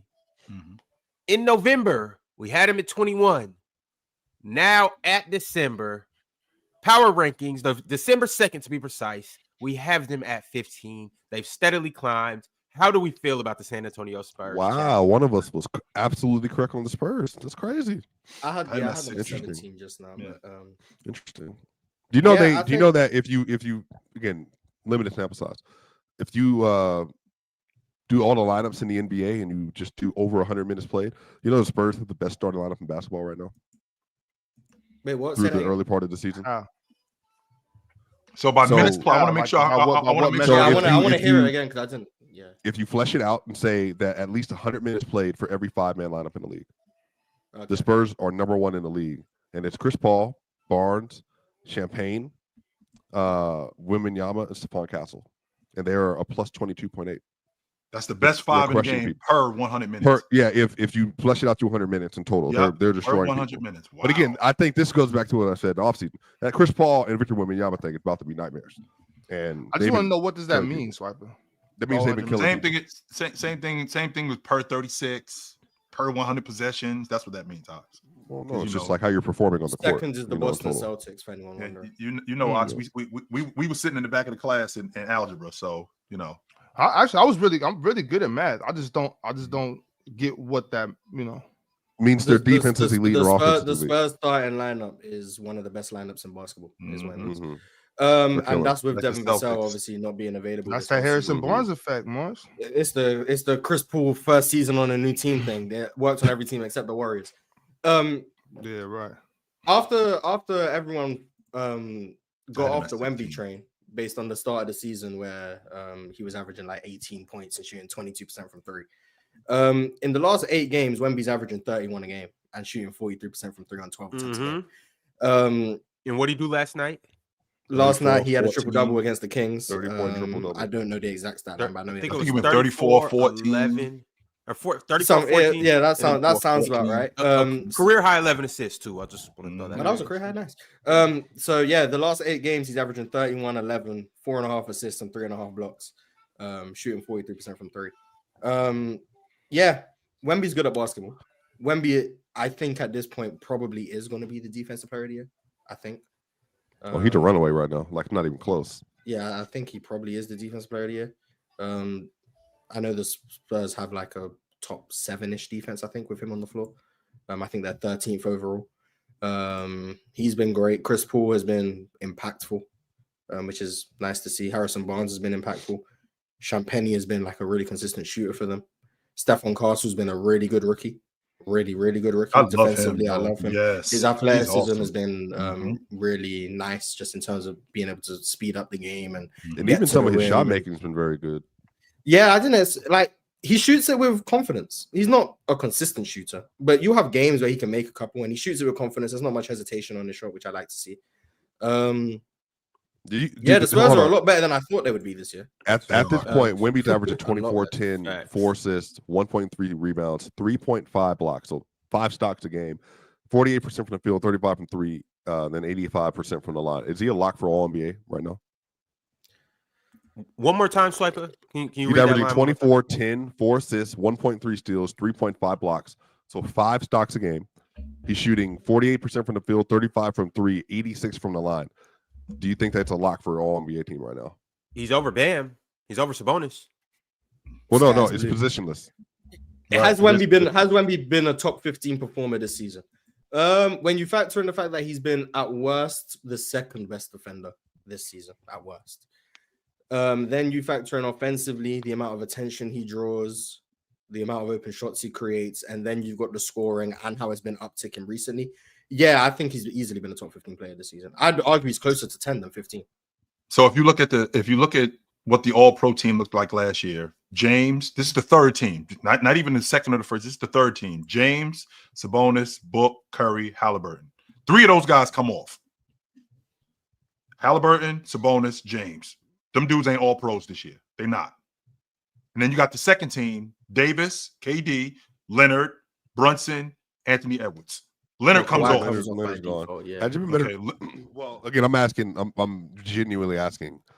Those last 8 games especially. So let's say the last half of the year so far. How far away has he been from Anthony Davis?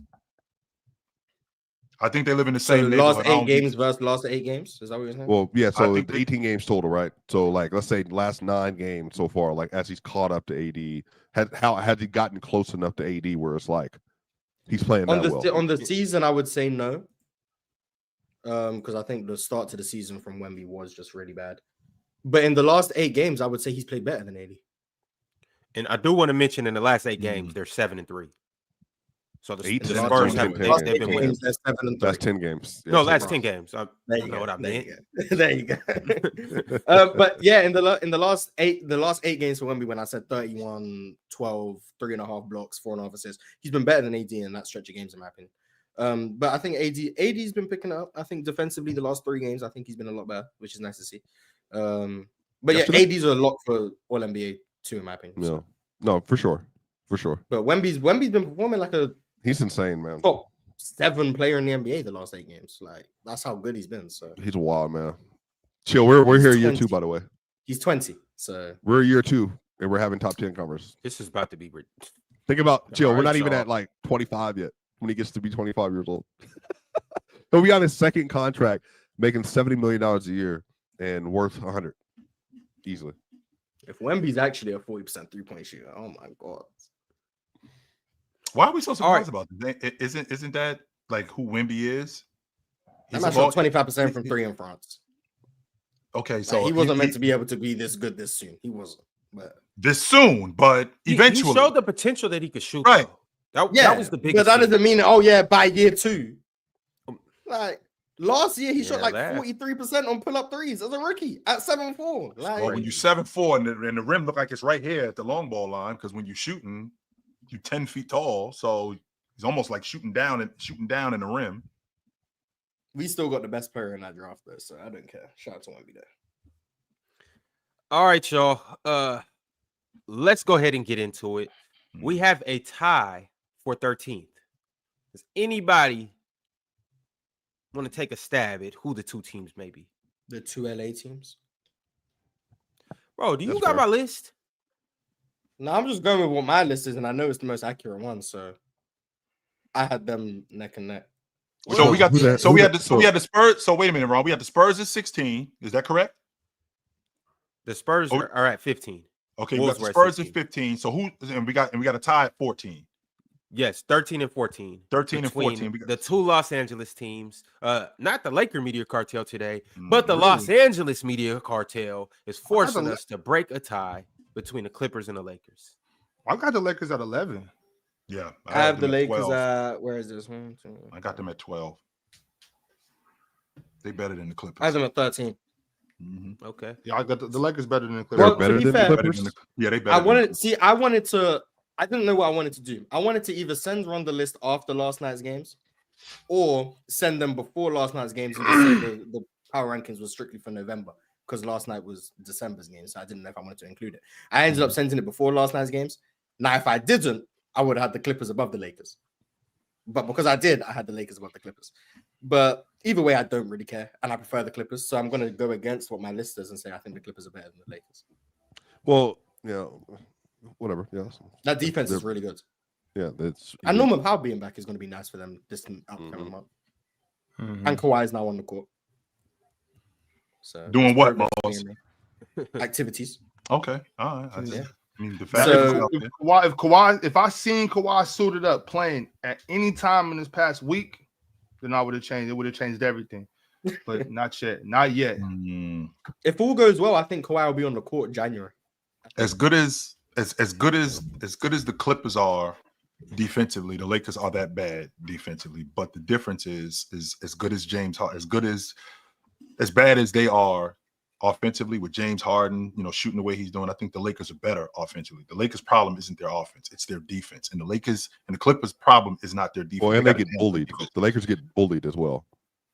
That's also that's a big deal. They're not a physical team this year. And that's largely due to what's going on their perimeter. They don't really get much done on the perimeter. Anthony Davis is also getting bullied. And I won't argue that part. I won't argue, Swiper. I think that you get me misconstrued when I think about how good Anthony Davis is. I think Anthony Davis is a damn good defender. I think the difference is this season in particular, the stuff that he's been good at throughout the course of his career, he's not been good at it this year. He's not been good rotating. He's still been a damn good rebounder. His rotations have been slow. His ability to roam has not been good. His ability to rim protect has not been what it was in the past. And on top of that, the Lakers' perimeter defense, they don't create any action. Zero. They competed against Oklahoma City. I'll give them that. They 100% competed against Oklahoma City. But overall, they're not a good defense. So as bad as James Harden is in terms of shooting the basketball, offensively, I think that's how bad the Lakers are defensively. But I think the Lakers offensively are better than they're better than the Clippers. So that's why I put them over them. Well, I think the Clippers are about 3 spots better than the Lakers are right now. But that's just me. But is that because you're think low on the Lakers or high on the Clippers? I'm higher. To be fair, I feel like I've been higher on the Clippers like since before the start of the year. To me, it didn't make sense.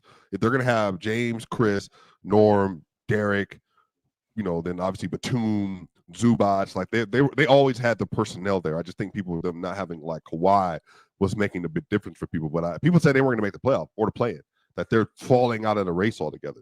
I just thought that was a massive overreaction given where they are. But I just think they're just a better team than people realize. I think they're so good that like people are wanting to just kind of lob it up to whatever. And I just think that like there are things about that team that make them like a truly really good regular season team. And even without Kawhi Leonard, I think they're still like one of the 6-7 best teams in the West. At least if Kawhi doesn't, like, for some reason, you know what I'm saying, if Kawhi were to not suit up this season, I don't see him making the playoffs. So making the playoffs? They could potentially be a playing team. Yeah, I think they would definitely fall off without Kawhi. There's so much basketball left. There's so much basketball left to play. I don't think this team, as presently constructed, is going to be able to hold it down without Kawhi. Ox, you sound so disappointed in saying that. Of course, I mean really that's my favorite player in the league. Like, you got to understand. You got to understand how much I love Kawhi Leonard. If for some reason it's something like his knee, he's just unable to play basketball anymore, and like early retirement, like that would be devastating to me. I would hate that.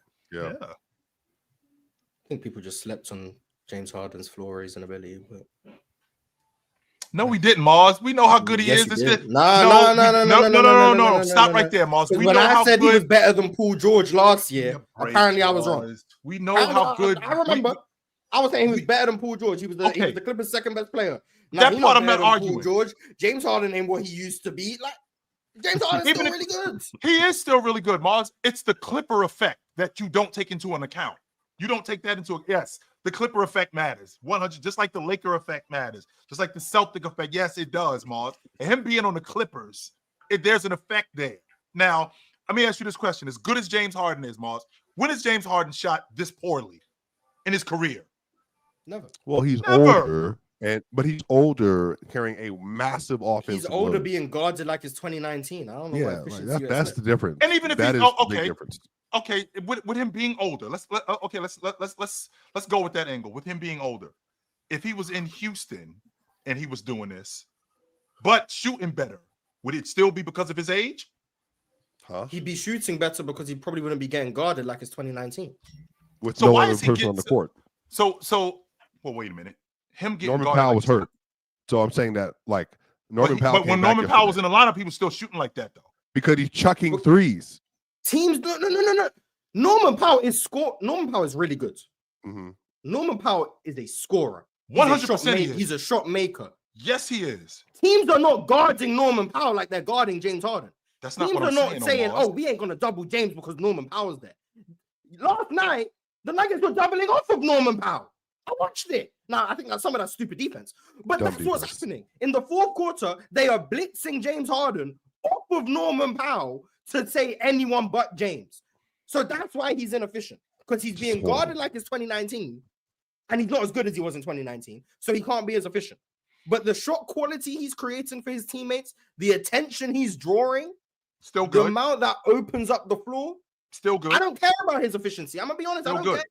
It's similar to the Trae Young thing. I don't care about your efficiency when you're creating that many good shots for your teammates. It's like, well, they're going to be 8% more efficient because of you. So if you're 8% less efficient, it balances out. That's my philosophy. James Harden has been amazing. He's been about as good as you could hope for in terms of floor raising this team, creating good offense when they need it, still being elite in isolation. I think he leads the league in isolation points this year. Still pretty efficient in isolation. Like James Harden's been really good. He's just not shooting great percentages. But I think anyone who's paying attention to I'm not saying you're not paying attention, but anyone who's paying attention to the Clippers sees that he's never going to be efficient in this type of situation. When Kawhi gets back and now you actually have someone who they're going to worry about, I think the efficiency will rise. But for now, when they're guarding him like this, blitzing him at half court, out of pick and rolls, you're trapping, all of those things, like he's not going to be efficient. He's just not. And if I'm the Clippers, I'm also letting Kawhi until he's 100%. Whatever that looks like for him right now, I wouldn't even touch him because right now they can still win enough regular season game to be in the playoff hunt without him. And that's why James Harden is better than Paul George. Well, who says he's right? No. I was up here saying he was better than Paul. Nah, he no better than Paul George. We got to keep moving on. If Paul George would have showed up in the first round, they might have been able to win that series. So definitely shout out to James Harden. I don't give James Harden enough love, or I don't give James Harden love at all. But I'll shoot him a little bit of love today because he has been doing a very good job with this. What did he have last night? 39 and 11. 39 and 11 with 9 rebounds, and he made his shots yesterday too. 10 for 26. Yeah, made it. But do you have to watch the game? No, chill. That's what I'm saying. Like he started the game off. I'm not gonna sit there and say it. I didn't watch that game. I didn't. Nope. Oh, okay. I got you. No, I did not watch. Hold on. Jokic missing clutch free throws again. I did not watch that. 2019, 2020, 21, 22, 23, 24. Never gonna happen. It's never gonna happen. I've accepted that. He has a flaw in the game. LeBron can't make free throws.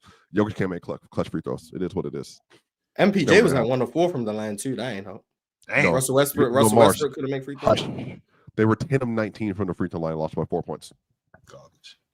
Sounds like you need to lock in. But anyway, yeah, I got the Clippers above the Lakers, and I think Swiper does as well. So that's 2 votes. Yep. Yeah. So we have a tie between the Lakers and the Clippers. So we have to lean on the chat, and you guys have voted 60%, 65% of you guys took the Clippers over the Lakers. So as of right now, the Clippers run LA.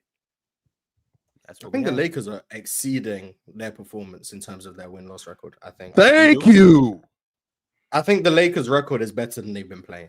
Oh, Oh absolutely. my No god! doubt about that. Wait, first of think all, so. But that don't matter if as long as you win. You don't, Yeah, like I don't they think make it's the better. playoffs If I by win, I over win. exceeding their expectations. Like, I'm not gonna be like, well, technically they shouldn't be in the playoffs, but I do think Sure. they aren't as good as a team as their record suggests. There's more people than not look at the Lakers and their record and go, they fool's gold. More people know that. Consider it, especially people that know basketball, know that this team is fool's gold. Just off the defense alone. Do not let that. If I'm not mistaken, today is Monday. If I'm not mistaken, wasn't it about probably like 4 or 5 days ago? What the Lakers like the 4 seed? They're like the 8 seed now. So in a week, they go from like the 3 or the 4 seed to being in the play-in tournament. That's just the West. That's how the West is. Yes. That's how it's West going is to gonna keep be being. like It's that all going to year. keep being like that. My thing about fool's gold is, as long as you'll buy it and you think it's gold, is it really fool's gold? Yes, because it's being bought by a fool. You get Yeah, tricked. but you don't know that. Like if you a fool, you don't know you a fool. Ignorance is bliss. Ignorance is bliss. That's Right. what makes you a fool. Like You don't until know. they run into Jokic and Denver and get smacked in the playoffs.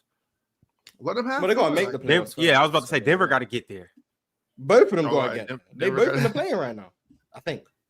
Yes, No. they are. No, Both in the playing right now. Lakers are No, not. the Lakers are in the playoffs. The The Lakers are the Nuggets 6th seed. Yeah. Yeah, Yeah, they definitely exceeded their expectations. Damn. Okay. I mean, imagine that being at this position and still having D'Angelo Russell on your roster. Shout out to Gabe Vincent scoring double digits. definitely shout out to Gabe Vincent. About time that boy woke up. Hey, whatever you run- did the day before, the night before, the morning of, keep doing that. Ron, you still think they need to flip Gabe and Bronny? Yes. Yes. I'm not mad at that. Like, let Bronny get his reps. He can't be that much worse. I think he's hurt right now. Who, Bronny? James? What happened to Yeah, I Bronny? think so. Oh, well. I might be wrong. but I All think right, y'all. Let's go ahead and keep it pushing. MP13 said they need to put into Jokic's contract that he has to stay extra days in America in the offseason for every clutch free throw he misses. I swear it's the only thing that drives me insane about him. I think no. We'll get to them in a minute. Is that a regular thing with Joker? Like missing clutch free throws? Mhm. For years? 20. Well, he's made them, but he's missed a lot. That's what I'm thinking. I remember him making more than him missing. Well, yeah, he doesn't shoot below 50. Sure, that's mental. Maybe he just don't got it up top. Sure, maybe he's not tough 29. enough. Yep, 2019 Game 7. He could have made it Serbians a was 1 the point toughest out there. game. Missed a free throw. They come back and make a bucket, and it's a 3-point game, and then it changes the whole game. So he's been doing this since he was a young man. Damn, you going back 5 That's years, why you he'll know. never be better than Moses. But Okay. we must Keep move spitting, on Ron. Keep to the spitting. next team on the list at 14. It looks like we have So we just had 14 at and 13. 12. We're at Yeah, 12. yeah, Who's yeah. at 12? At 12. So we got the Lakers at 14. We got the Clippers at 13. And at 12, we have the Milwaukee Bucks. Nice This is where rise. I had them. I feel like at this point, I think every team left is good. But I feel like maybe I was a bit low on Milwaukee putting them at 12. But I don't know. I agree. Because they've been really good in like the last 3 weeks or so. I had him at So, 14. Me too. I had him at 14 as feels well, kind of man. wild, but Yeah, that's what. Yeah, That's what I 14 had. is definitely I had him. Just say, y'all.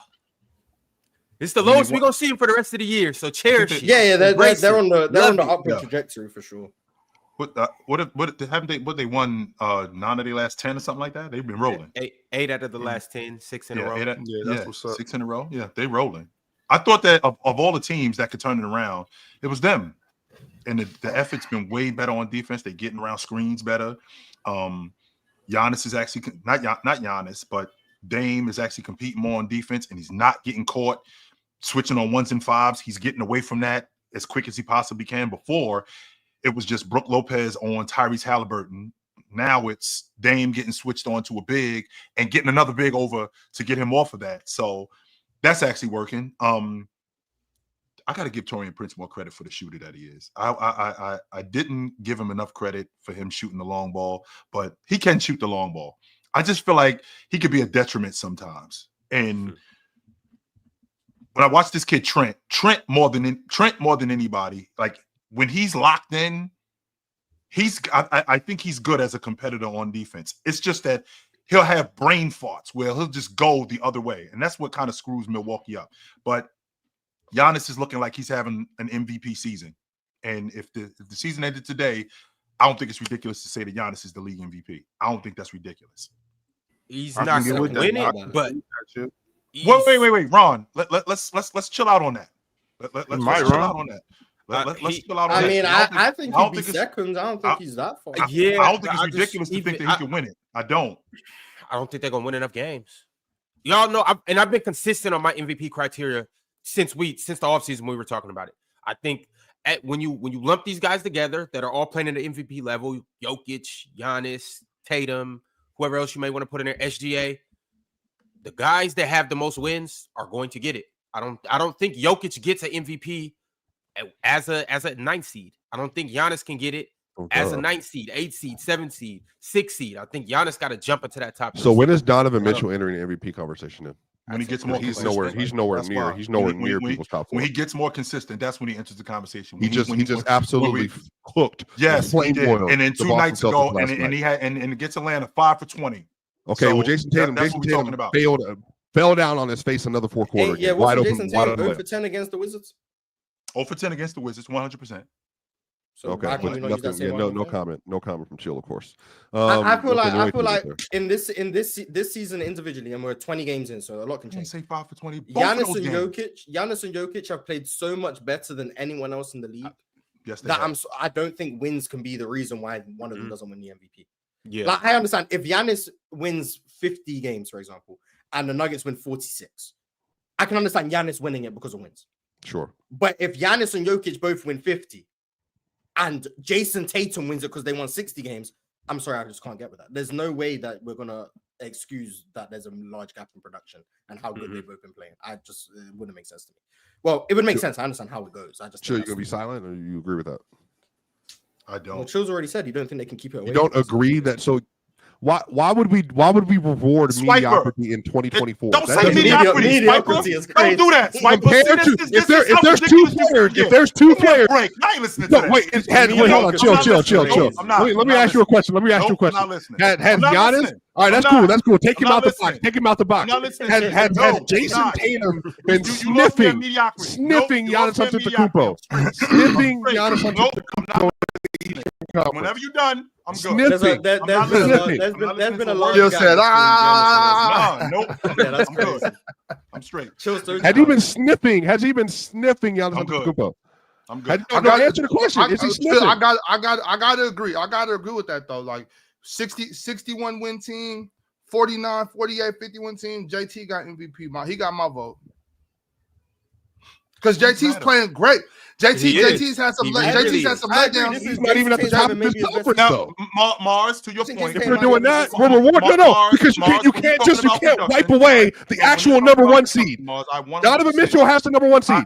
I can appreciate. JT's I can playing way appreciate better your than law. I Donovan. can appreciate your logic, Mars, when you're talking about production. Because again, when you're talking about the league MVP, that matters. What you produce, how valuable you are to your team's success, right? So a guy like Giannis, if you take Giannis, as good as Dame has been playing, as good as how much better they've been defensively, that's largely that has a lot to do with Giannis. And if you take Giannis off that crew, they fall, and I think they fall significantly, right? So with Giannis on that crew, I think they're going to keep getting better. So we can looking at, I had them 4th before the season started. So I think that if they continue to do what they do in their top 3, top 4 seed, especially at the rate that they're going, they're probably going to win anywhere between 50 to 55 games this year. No doubt about that. But I think that I think the separator is when you're talking about a team like the Celtics who are on pace to win between 65 and 70 games this year.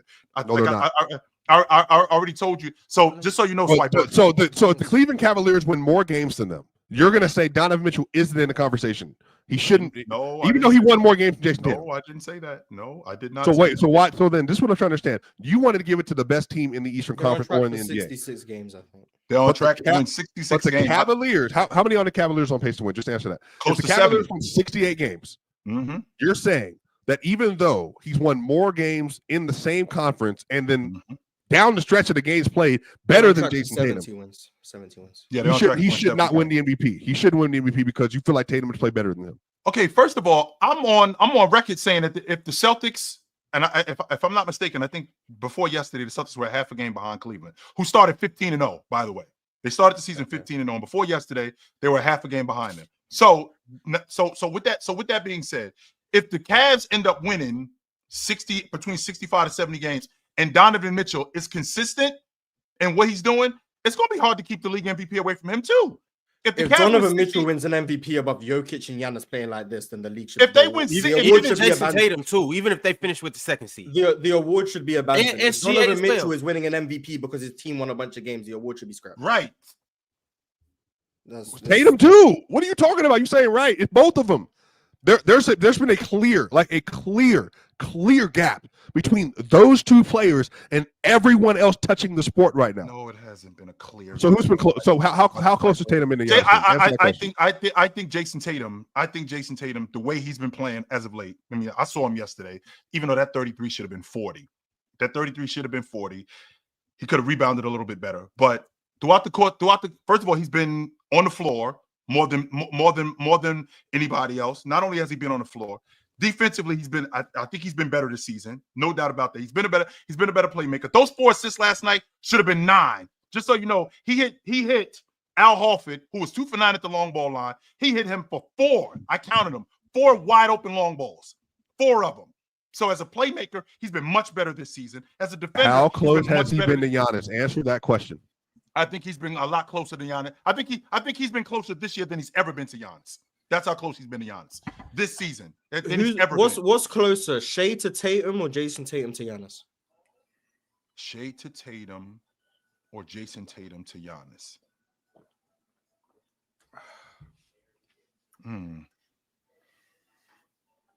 I think Jason Tatum. Jason Tatum and Shea. All right, come on. Okay, he said Jason Tatum and Shea. He said Jason Tatum and Shea. See, calm down. Shea, the OKC Thunder are on track for 61 wins. And Shea's averaging 30. He's been efficient. 7 assists, 36 great defense. So why is Shea not in? We haven't even said Shea's name the whole time. 100% he could be in this. I said his name. 100% he could be in this conversation. Tatum, Giannis. I mean, so what's going to be the separator in this whole thing? What is going to be the separator? Because production clearly matters, right? And you got a guy, that's averaging 30 a game. You got another guy that's averaging 29 a game. You got another guy that's averaging 31 a game, and then you got Joker, who, for all intents and purposes, Joker is doing what he was doing in the 22 season with the analytics. He's right back at the top. If I'm not mistaken, he's been at the top of the league every year, but he's at the top of the league by such a wide margin that it's different. Well, he's at the top of the league by a wide margin every year too. Right. The only people we should be talking about in this MVP race is SGA, Tatum, and Franz Wagner. Hey, we'll get to Orlando. We'll get to Orlando. Other than that, I don't even know we're talking about. 11-1 in their last 12. 11-1 in their last 12. We do got to keep rolling. This is a very good conversation. I do just want to say it's clear that it's two different categories. You have the 2 highest producers, obviously Jokic and Giannis, and they're just in a class of their own as players. And then you have 2 guys that are leading their teams with crazy wins. And that's Jason Tatum and SGA. So I think I guess. Yeah, but I don't think that's weird. Donovan wouldn't get it over. It's crazy to me. I'm not gonna lie to you, because I don't understand how we can apply the context that he's taking a back seat. He's actually sacrificing. Last year, somebody said they were sacrificing all year, and they weren't. And they didn't come close to winning it last season. So what are you talking about, Swiper? No, hold on. Because chill. I'm going to use your argument. I'm going to use the argument you used verbatim last year. Chill. Don't be so emotional about your guy. I'm using the same argument you used last year. He's sacrificing. He's sacrificing to make his team better. Donovan Mitchell is actually sacrificing to make his team better. And when they needed him yesterday to close out the game, he was the best player on the court last night and demolished Drew Holiday. Demolished everybody at the rim. Made 3-pointers over multiple defenders. Jason Tatum had isolations on Darius Garland and missed both of them, and they were layups. That's the difference. Donovan Mitchell's taking an actual backseat. That's what's happening this year, but nobody's going to put him in the MVP conversation this year because his numbers are low. Because Jason Tatum take a back seat last year? Yes or no? Yes or no? Did Jason Tatum take a back seat last year? Yes or no, Swiper? No, he did take a back seat. No, he 100% he did. He got to be consistent, bro. Like, he took 20 shots a game last year. I don't think Jason Tatum took a back seat. He took 20 shots a game last year. If Jason Tatum didn't shoot 38% from the field, he would have averaged like 31 a game in the playoffs. That's not taking a back seat. He just missed shots. Yeah, he didn't take a back seat. I'm so sick of this narrative, in the playoffs. I'm talking about all season. In the season, Oh, he shot the ball. the regular season. In the regular season, he shot about 20 shots a game. I'm pretty sure he leads them in shots. I'm pretty sure. But I don't know. Well, I mean, just because you lead him in shots doesn't mean that something you didn't take away from your game. You can still be the leading shooter, the leading shot taker. I can agree with that. I Also, think Donovan Mitchell's not taking a back I think Jason Tatum has the ball in his hands more last year than he did the year before. I think Jason Tatum got more responsibility last year than he had the year before. If anything, I would say he upgraded in terms of How is Donovan Mitchell taking a back seat this season? He's leading it he's not. To your point, Swiper, you talk about Jason Tatum shooting almost 20 shots. Donovan Mitchell, he leads them in shots. He leads them in shots this season. But that's what your best player does. He leads them in three. Yeah, I'm not. Hear me. I'm not using that dumb argument about real sacrifice. He used that for JT last year, and I disagreed with the whole year. I'm not using that for Donovan Mitchell. I think this is what they're asking him to do, and this is what they're asking everybody else to do. But I don't think that's a sacrifice. You're still the best player on the best team.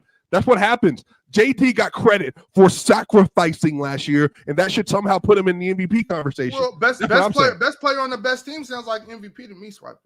I just don't agree. I think in 2024, not to you, Ox. I'm just talking about the overall ideology about that. In 2024, I disagree in the NBA that if you're I'm not missing nothing. I'm disagreeing functionally. I'm disagreeing functionally that when the Miami Heat were the number one seed, that Jimmy Butler should have won MVP. I'm denying the fact that just because you're at the top of the conference in either of your sport, that just because you're the best player, winning that team, matters. You should be in MVP conversation. Winning matters. You are the most valuable to your team's team's success. But winning matters. I do think that. Now, I'm not saying that every time that person wins, but I do think that the best player on the best team should always get consideration as the MVP. Now, that's not what happened last year. That's not what happened. If the third place team, if that player, like say if Jokic and them are the 3 seed, and he gets it because of all the production and everything else, I can get with it. But I do think that Devin Booker should have got consideration that year. I think Jason Tatum should have got consideration last year. I do. But they all finished top 5. Just to be clear, the only person that didn't finish top 5 last year was Tatum because Brunson had a better regular season and won 50 games that year. That's what happened. But Chill, because he don't want to acknowledge that, that's why he finished 6th in the MVP race last year. That's only it is a regular season award, Swiper. So don't sure. I agree. I do agree with you. He shot the ball better than Jalen. But there's also a massive gap in regular season value between Tatum and Giannis. I'm just sorry. There just is. Functionally, there just is. We got to get back to Chill. What are you disagreeing with, Chill? What are you disagreeing with? The Swiper, we gonna have to pick this back up on Thursday. When it comes Thursday. That's the next time we're gonna see Swiper. Oh yeah, Swiper be. I ain't gonna be. He don't really like us like that. I be forgetting. He a halfway panelist, but that's neither here nor there. We must get back to the number 11 team on this list, which happens to be the Phoenix Suns. I had them at 11. Yeah, they were hurt by Kevin Durant's injuries this month. That's what it is. That's why they were a lot higher. They're a better team than 11th in the NBA, but because of the injuries in the past month, I had them lower. I still had them relative. I think I might have had them the highest. 1, 2, 3, 4, 5, 6. I had them at 8. I had them at 8 too. Yeah, so but I can understand why they're at 11. I wouldn't. Nurkic is bad. Suns are good. Yeah, I had them at 8. Yeah, Oso and Gadara need to play more, in my opinion. But so this is what we're looking at right now. From 20 to 11. At 20, we have the Indiana Pacers. At 19, the Sacramento Kings. 18, the Atlanta Hawks. 17, the Miami Heat. 16, the Minnesota Timberwolves. 15, the San Antonio Spurs. 14, the Lakers. 13, the Clippers. 12, the Milwaukee Bucks. And at 11, we have the Phoenix Suns. Okay, so just to be clear, I got a rant to go on. Who's 10? I thought you would never ask. The Nuggets, the Memphis Grizzlies, number 10. No, they should not be 10. Who's 10? The Nuggets. I think I had Denver at 10. Yep.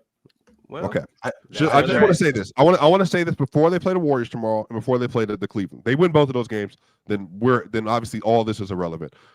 That team, since Joker had his baby, has been bumps, cheeks. Cakes. They suck. That's why I got him at 12, Swiper. I had them at 11. Has been horrible.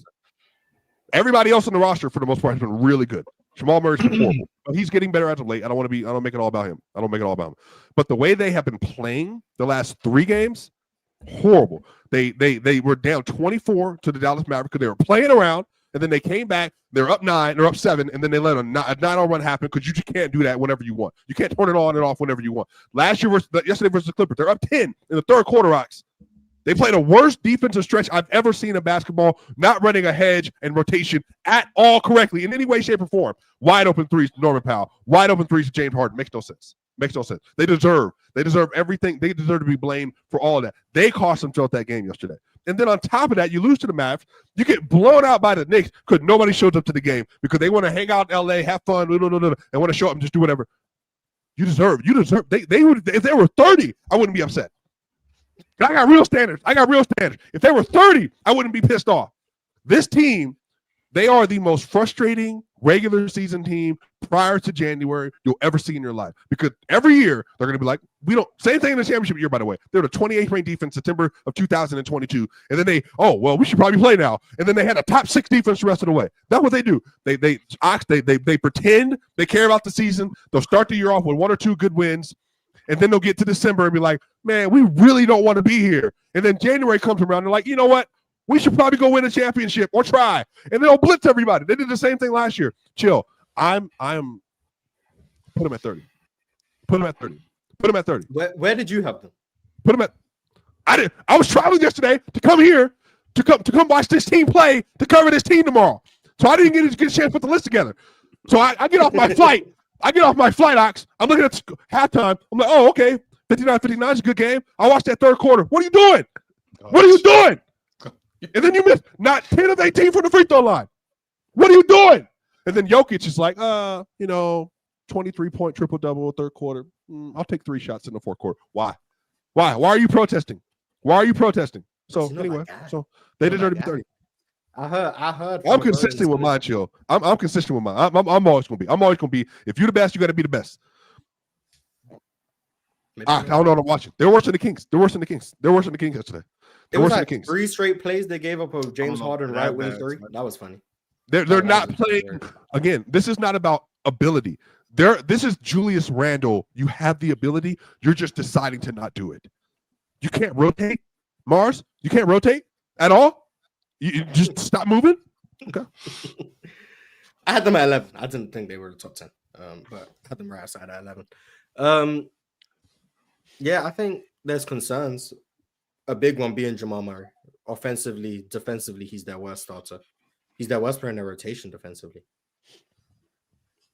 Julius is by far the worst. Are we at a line? See, I know I was forgetting someone. Second worst defender in their rotation. Like it's just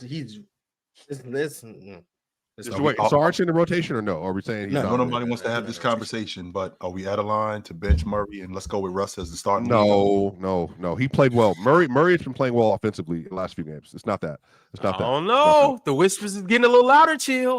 Did you watch Russell Westbrook last night? Russ made like I want to say 2 shots last night, 3 shots. Yeah. So what are we doing? No. And then in the fourth, he started driving erratically, throwing things at the backboard, doing some weird stuff. It happens. I do think Russ is the second best passer on the team, though. That's who he is. Oh, that's what I wanted to do. It's been all negative. The MPJ playmaking improvement has been really nice.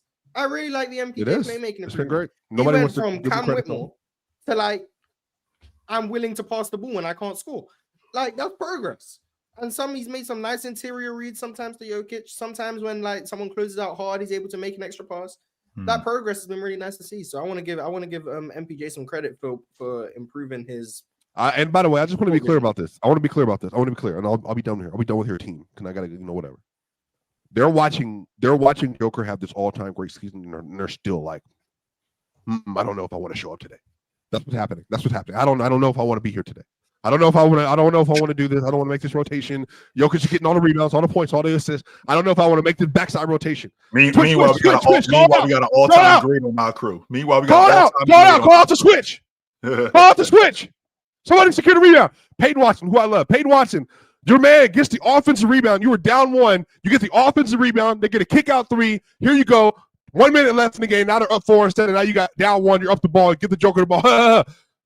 I'm just saying, man. Just Just do it. Just do it. Hey, Hanjo, your dude. I just want to be clear about that. I'm so sick of Hanjo hating on Joker. Your dude will never be in GOAT discussions, never be in these discussions ever. So go somewhere. I'm actually holding him accountable. I will hold Joker accountable. That's different between me and the rest of y'all. Ox will hold Sabonis accountable. I'll hold Jokic accountable. Mars, he's never gonna hold Jalen Green accountable. Chill will never hold Jason Tatum accountable. That man over there, Ron will never hold Halliburton accountable. He'll never hold Halliburton accountable. Me, Joker, you the team. I only have good things to say about Jason Tatum. Right. You don't. We left Jalen. Conversation about this. I only have good things to say about Jason Tatum. Yep. Anyway, number 9, Ron. Number 9. All right. Poor Nuggets. And you guys just get ready for this swiper rant because next time they might be at 15. But no, they beat the Warriors, they beat Cleveland, then they're at 5 again because they show up. Low key. But next, y'all, we have at 9 the New York Knicks. Where did I have them? 1, 2, 3, 4, 5, 6. I had them at 9. The Knicks. Yeah, I had them at 8. I had the Knicks at 8. I had them at 9. I think I probably should have had them at 10. So I'd probably move them one spot down. The Mikal Bridges minutes have to improve, man. They have to. I think he's got to concentrate. He got off last night. Who here watched them play the Pelicans? Yeah, right. I just that was a night off. Yeah, but that's not how we saw how it unfolded. I'm sorry. I ain't seen none of it. Yeah, I ain't seen not 1 second of that game. So shout out to even New York was watching that. Serious? I got the Knicks at 6. I got them at 9, but should have had them at 10 in my opinion. That defense is concerning. If I'm being honest, it is. Ox, you had them the highest at 6, and Jordan had them the lowest at 14. Okay, 14. No, 14 I ain't doing that. Yeah, I'm definitely not. But doing that. I would have had them at 10. The team I have at 10, I think I was a bit too low. But yeah, I think the Knicks. I think they now officially have the best offense in the NBA per offensive rating. I think their offense has been as good as I could have expected. I think the Cat addition was great. Jalen Brunson, I think, is still having a really, really good season. I've seen some people saying he's fell off from last year. 24 and 6, 24 and 5. I don't think he's fallen off. I just think that he has less of a offensive responsibility to score. Yeah, because Cat's been there. Just imagine they upgraded from Julius Randle to Cat, and he doesn't have to do as much. And Julius Randle didn't miss the second half of the season. So just to not fully hate on Julius Randle. Which they were top 2 seed when he was on the floor, by the way, before. But they shoot the ball really well. They shoot the ball really well. They get a lot of open shots, which I think is extremely valuable. And they're really good at they're really good everywhere offensively, in my opinion. I don't think there's really anywhere that they, are lacking. Their rotation needs to get better. Definitely their rotation. They don't have the assets to make a good bench. I'm gonna be honest. Right. They're just gonna have to live with the fact that their bench is gonna be questionable.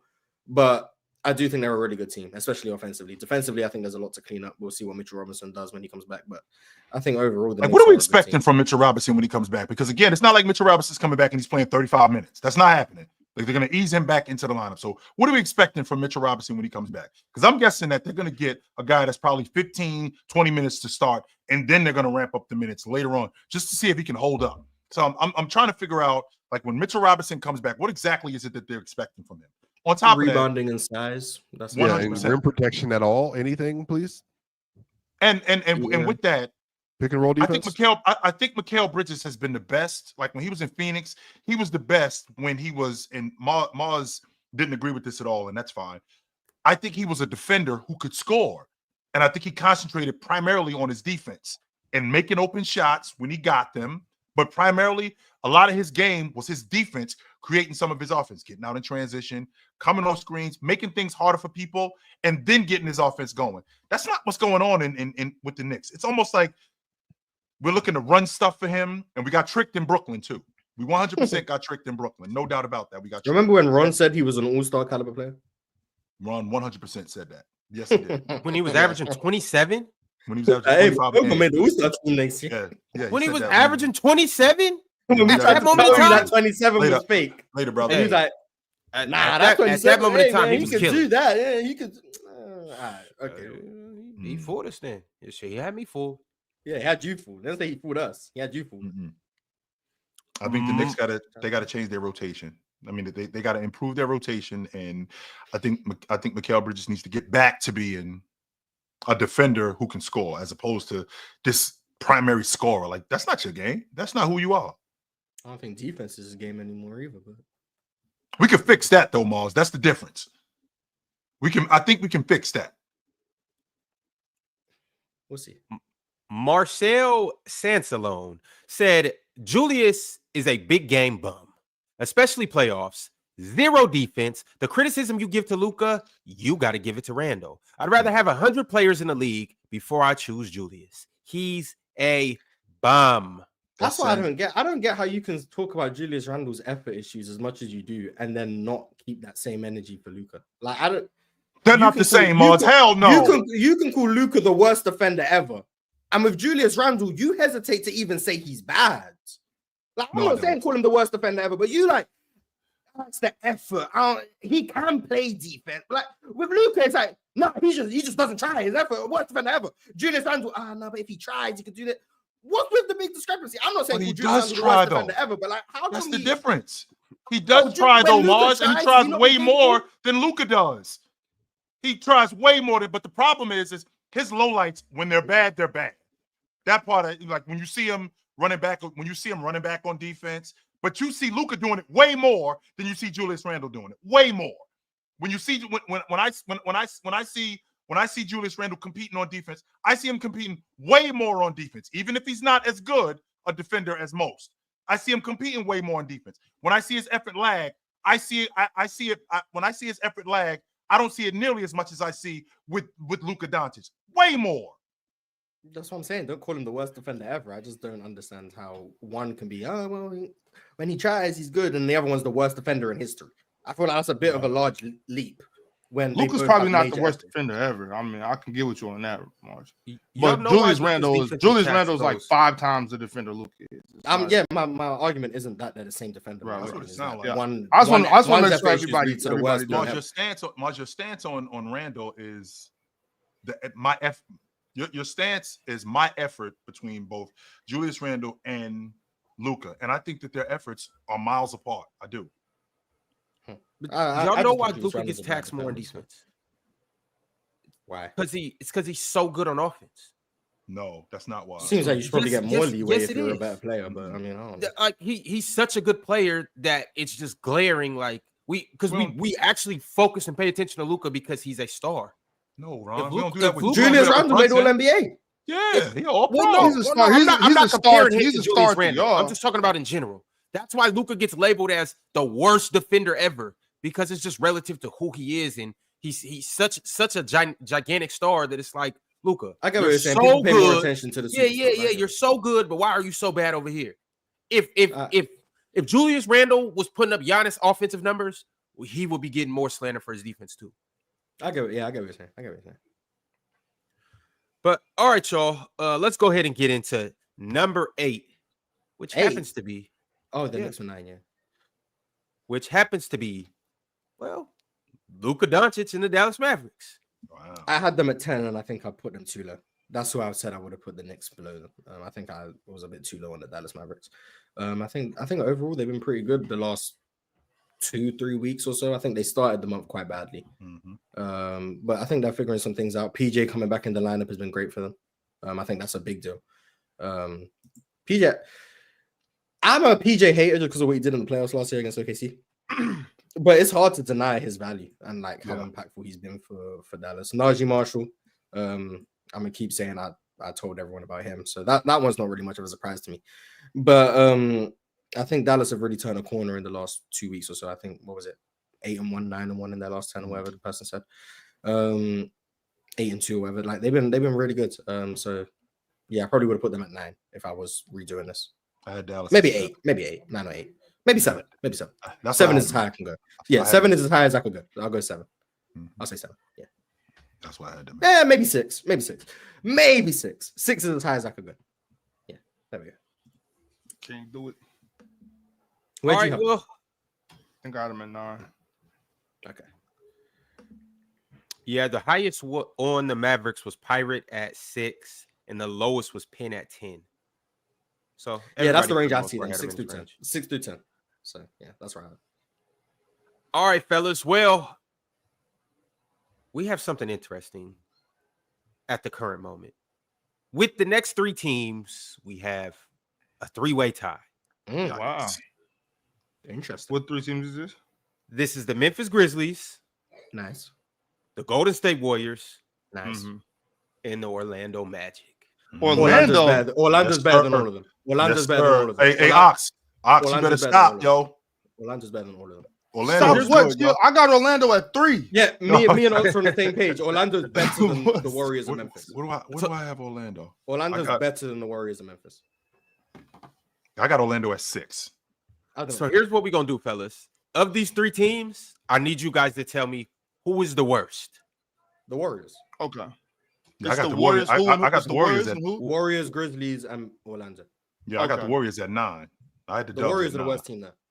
I got the Grizzlies. I got the Grizzlies the worst team. All right, Mars got the Warriors. Ox got the Grizzlies. Chill.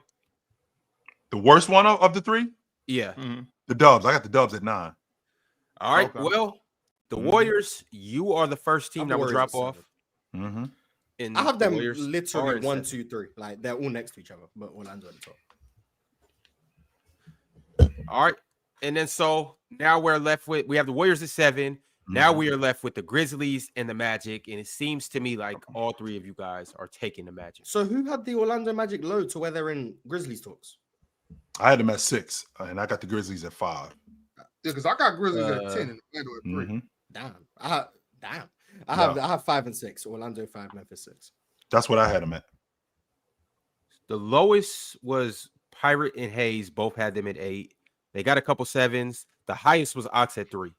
For the Magic. 3 feels a bit high, but I'm biased. Defensively, they still have been good, man. They've been still one of the better teams defensively in the league. Offensively, it's still their problem. They still don't get a lot of production from Suggs as a scorer.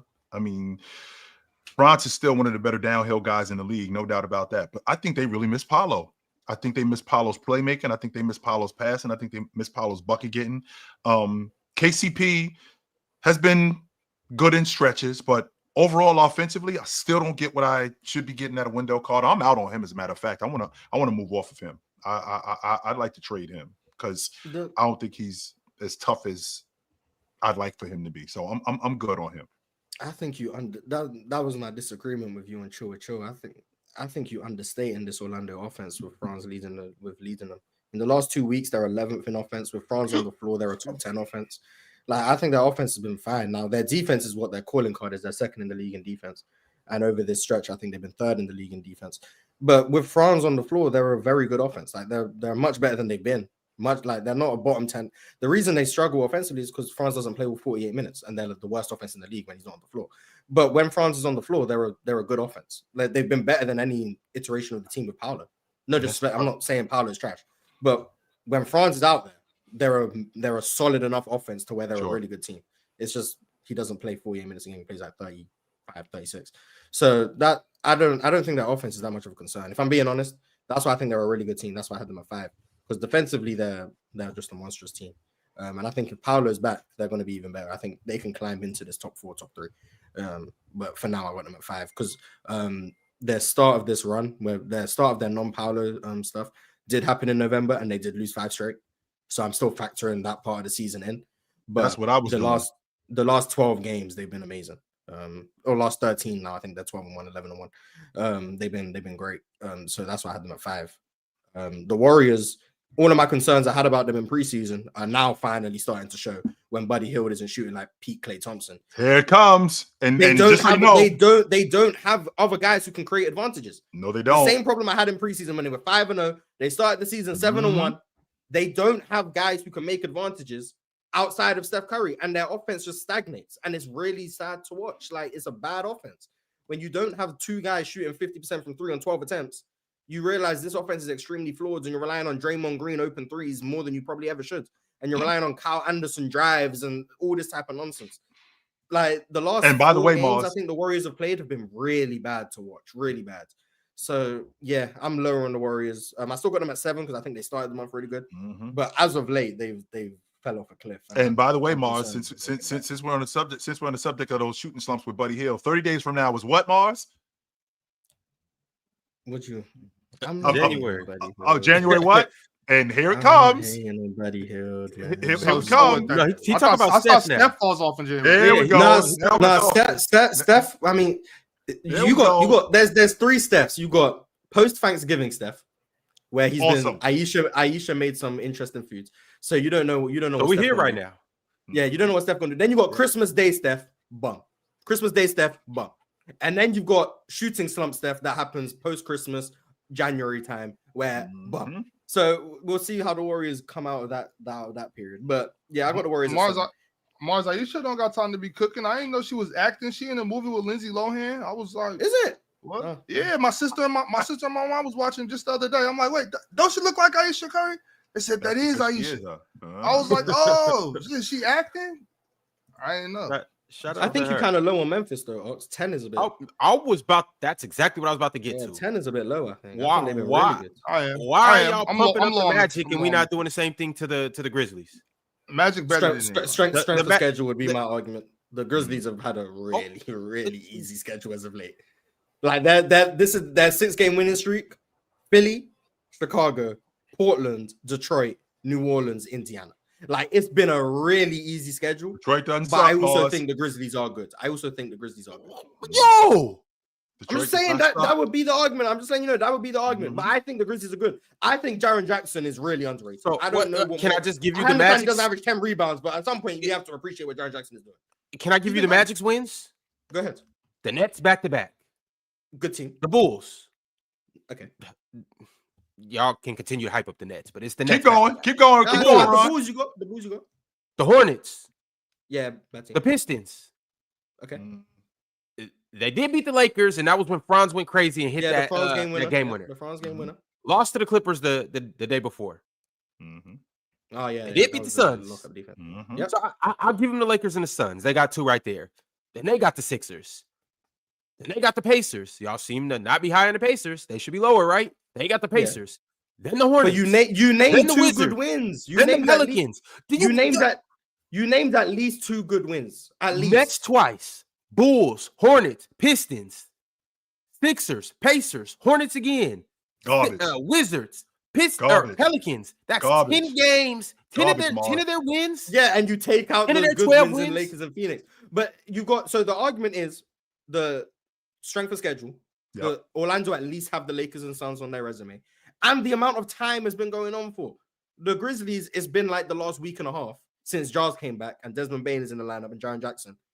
The Magic has been about a month. Like, so they got a longer time of winning a lot of games, playing really well. And they have better wins on their resume in that time. That's why I think Orlando are a better team. Also, I just think they're a better Orlando. Okay.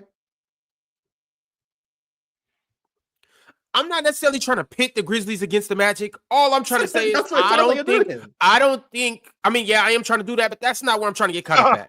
I just want you guys I want you guys to realize, well, part of this is because, I was saying that the Grizzlies can be a top 3 seed. Hello, chill, wink, wink.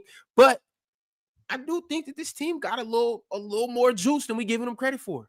I mean, I want to clarify. I had Orlando at 5 and Memphis at 6. Like, I had them right next to each other. That's what I have. Ox is the one with your 10 is a bit crazy to me. Orlando. Memphis has been really good to me. So I wouldn't say 10. But I think with Jar back, he's been great. Jaren Jackson, I think, has been fantastic.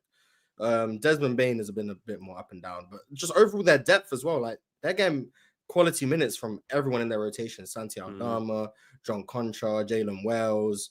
Like, everyone who's playing, Scottie Pippen Jr., how could I forget? Like, everyone who's playing for them is providing valuable minutes. J Huff. Like, so... I'm not really too low on Memphis. It's just that I couldn't see myself putting them ahead of Dallas, Phoenix, Golden State, the Knicks, Houston. I just couldn't see where I disagree with Golden State. That's why I disagree. I think Golden State. Okay, Golden State.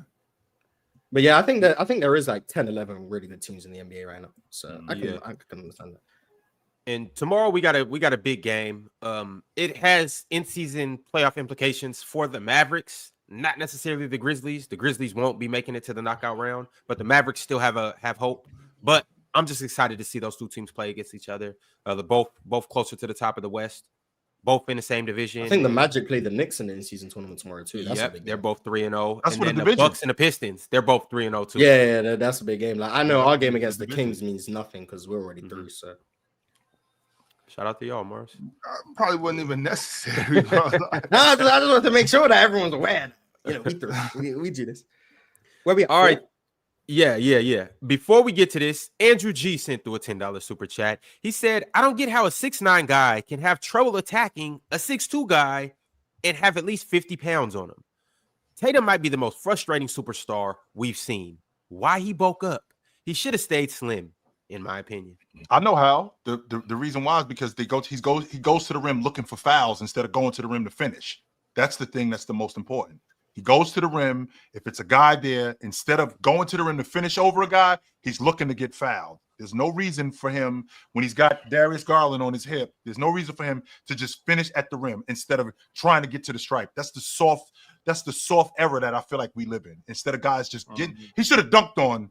He should have punched it on Darius Garland. Straight punched it on him. But he's worried about getting fouled. Same thing happened in transition. It was two guys back, and he was worried about getting fouled instead of just going to the rim and finishing. And if he gets fouled, he gets fouled. If he doesn't, finish the play. But he's not doing that. No, he's worried about getting to the strike. Chill, you know why? That's because they said. Well, no, because Marsh, to your point, right? To your point, that's because these kids grew up modeling their game after James Harden.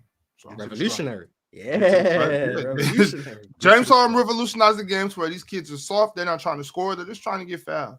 Get to the stripe instead of just going to the rim and score the basketball. That shit is weak, man. That shit is weak. And I was watching that last night, and I'm screaming at the TV. That shit is weak, Jason. You go into the rim, and you go into the rim to get fouled instead of going to the rim to score the basketball. That shit is weak. All right, here we go, y'all. Let's get into it. We've waited. I feel like we've waited 16 picks to get here. But now we're finally here. What are you trying to say? We're good, Ron. I don't know what to tell you. We're good. We're a good team. Shout out to the Houston Rockets, man. They have not just climbed into the top 10, not just climbed into the top 5, but they are at 4 right now. I had us at 4. Really good defense. Like I said, our offense is still not very good, but we get offensive rebounds and we get out in transition and we don't turn the ball over. So we're able to outscore teams just off that alone. And then you still got Şengün. Şengün's been really good this season, especially when you factor in the fact that he isn't scoring as well as he's capable of. So like there's still another level for Şengün to get to, which is promising. Fred VanVleet had a great game last night. I gotta give Fred VanVleet credit when credit is due. He was the reason. He's the biggest reason why we won that game. Dylan Brooks too. Dylan Brooks game winner. Dylan Brooks started that game really well. Amen Thompson and Tari Eason, I think everything that can be said about them has been already said. But Tari Eason playing great defense on Shea on that final possession. The final, like, really important possession. But overall, yeah, I think our defense is really good. The switchability, the length we have, the athleticism, the disruptiveness. Not the only issue. The most glaring issue is we don't have consistent perimeter scoring. And the person who we gave a 3-year, $30 million+ contract to was meant to be that consistent perimeter scoring. And he's not that consistent perimeter scoring.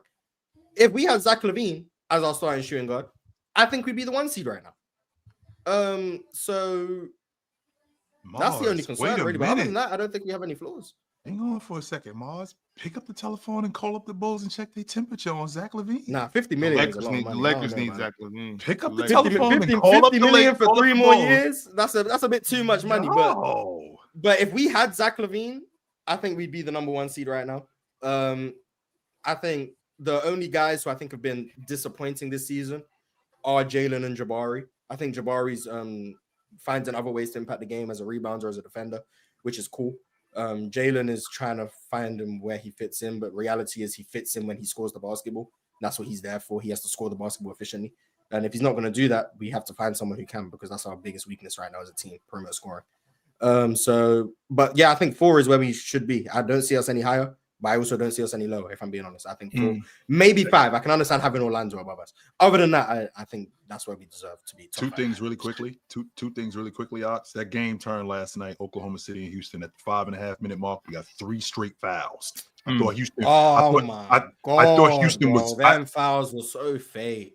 I thought you guys were in complete control of that game, Mars, until that happened, and that's when the momentum swung. That's number 1. Number 2, as an official, why you got to involve yourself in the game? Y'all dudes turned that into something way worse than what it was. That was just basketball. Dylan Brooks ain't gonna swing on Shea. Shea ain't gonna swing on him. All he guys is doing is playing basketball, and it felt like it gave me a playoff atmosphere last night. I like. Yeah, they was having fun. They was having fun with that little scrimmage. That wasn't no big deal. That wasn't. I mean, but with that being said, though, the ref does have to control stuff like that. But I think they were just playing around. They were having a good time. It wasn't no. That's all it was. But chill, you know what I realized? I think I might think the East is better than the West. Based on what? It's like we keep saying, "Oh, the West is so tough. The West is so tough." Maybe all these teams are like this because they're all just mids. That's mids. You know what I mean? Like maybe all these teams are just mid, and then you got the powerhouse teams in the East, and then you got the weak teams at the bottom. I'd rather have 5 really good teams and a bunch of weak teams than just a whole bunch of mid. Now, I'm not sure if that's my take. I'm just kind of working it out in my head right now. Like, what's really going on? I don't know if I hate it. I don't. Oh, I despise it, but I can understand. I'm an Eastern Conference. Any praise for the Eastern Conference? I'm all for it because I'm an Eastern Conference. Speaking of East Coast dudes, chill. Now, right now might not be the time, but we're gonna have to have a talk about your man. I've been backing up Coach Hurley for seasons, but that last thing, that last press conference.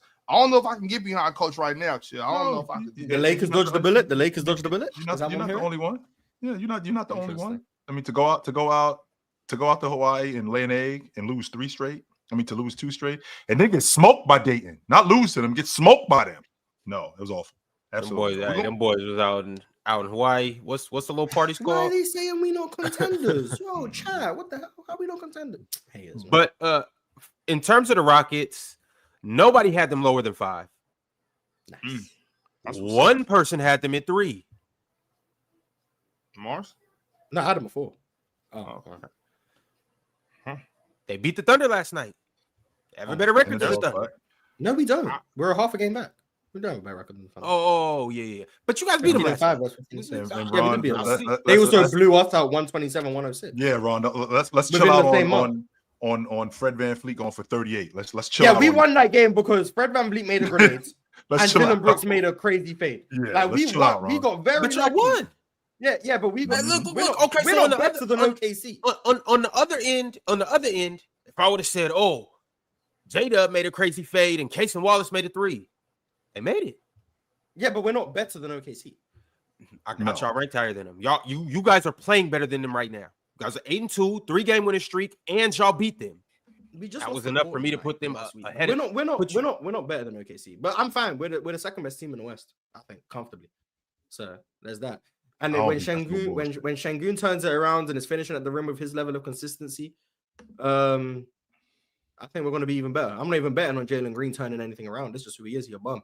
So yeah, I think when Şengün going to be a borderline all-star this year too, which is going to be nice to see, seeing a Houston Rocket in the all-star game. Mm-hmm. All right. Well, moving on to 3, we have the Oklahoma City Thunder.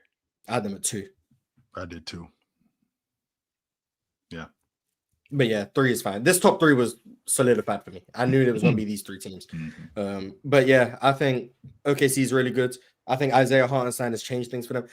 I can understand having them lower because of the stretch without Chet and without Hartenstein. They struggled in that time. But with Hartenstein back, Hartenstein's been just as good as I could expect. He's Isaiah Hartenstein, really good rim protector, really good passer, really good defender, really good rebounder, second chance opportunities. Really high. I didn't know he was that good of a passer. I did not know that. Because you weren't locked in, man. I watched the Knicks last year, and I did not know he was that good of a passer. I didn't. Because Jalen Brunson was ball hogging, man. You ain't get to appreciate the passer that Isaiah Hartenstein was. But yeah, I think OKC is really good. I think by far the best team in the West. Like substantially. I don't think anyone's close to them. But yeah, so I had them at 2. I'm curious to see who's at number 1 actually. Well, I think it is outright a shame on all of you guys. Oh, Boston was number 1?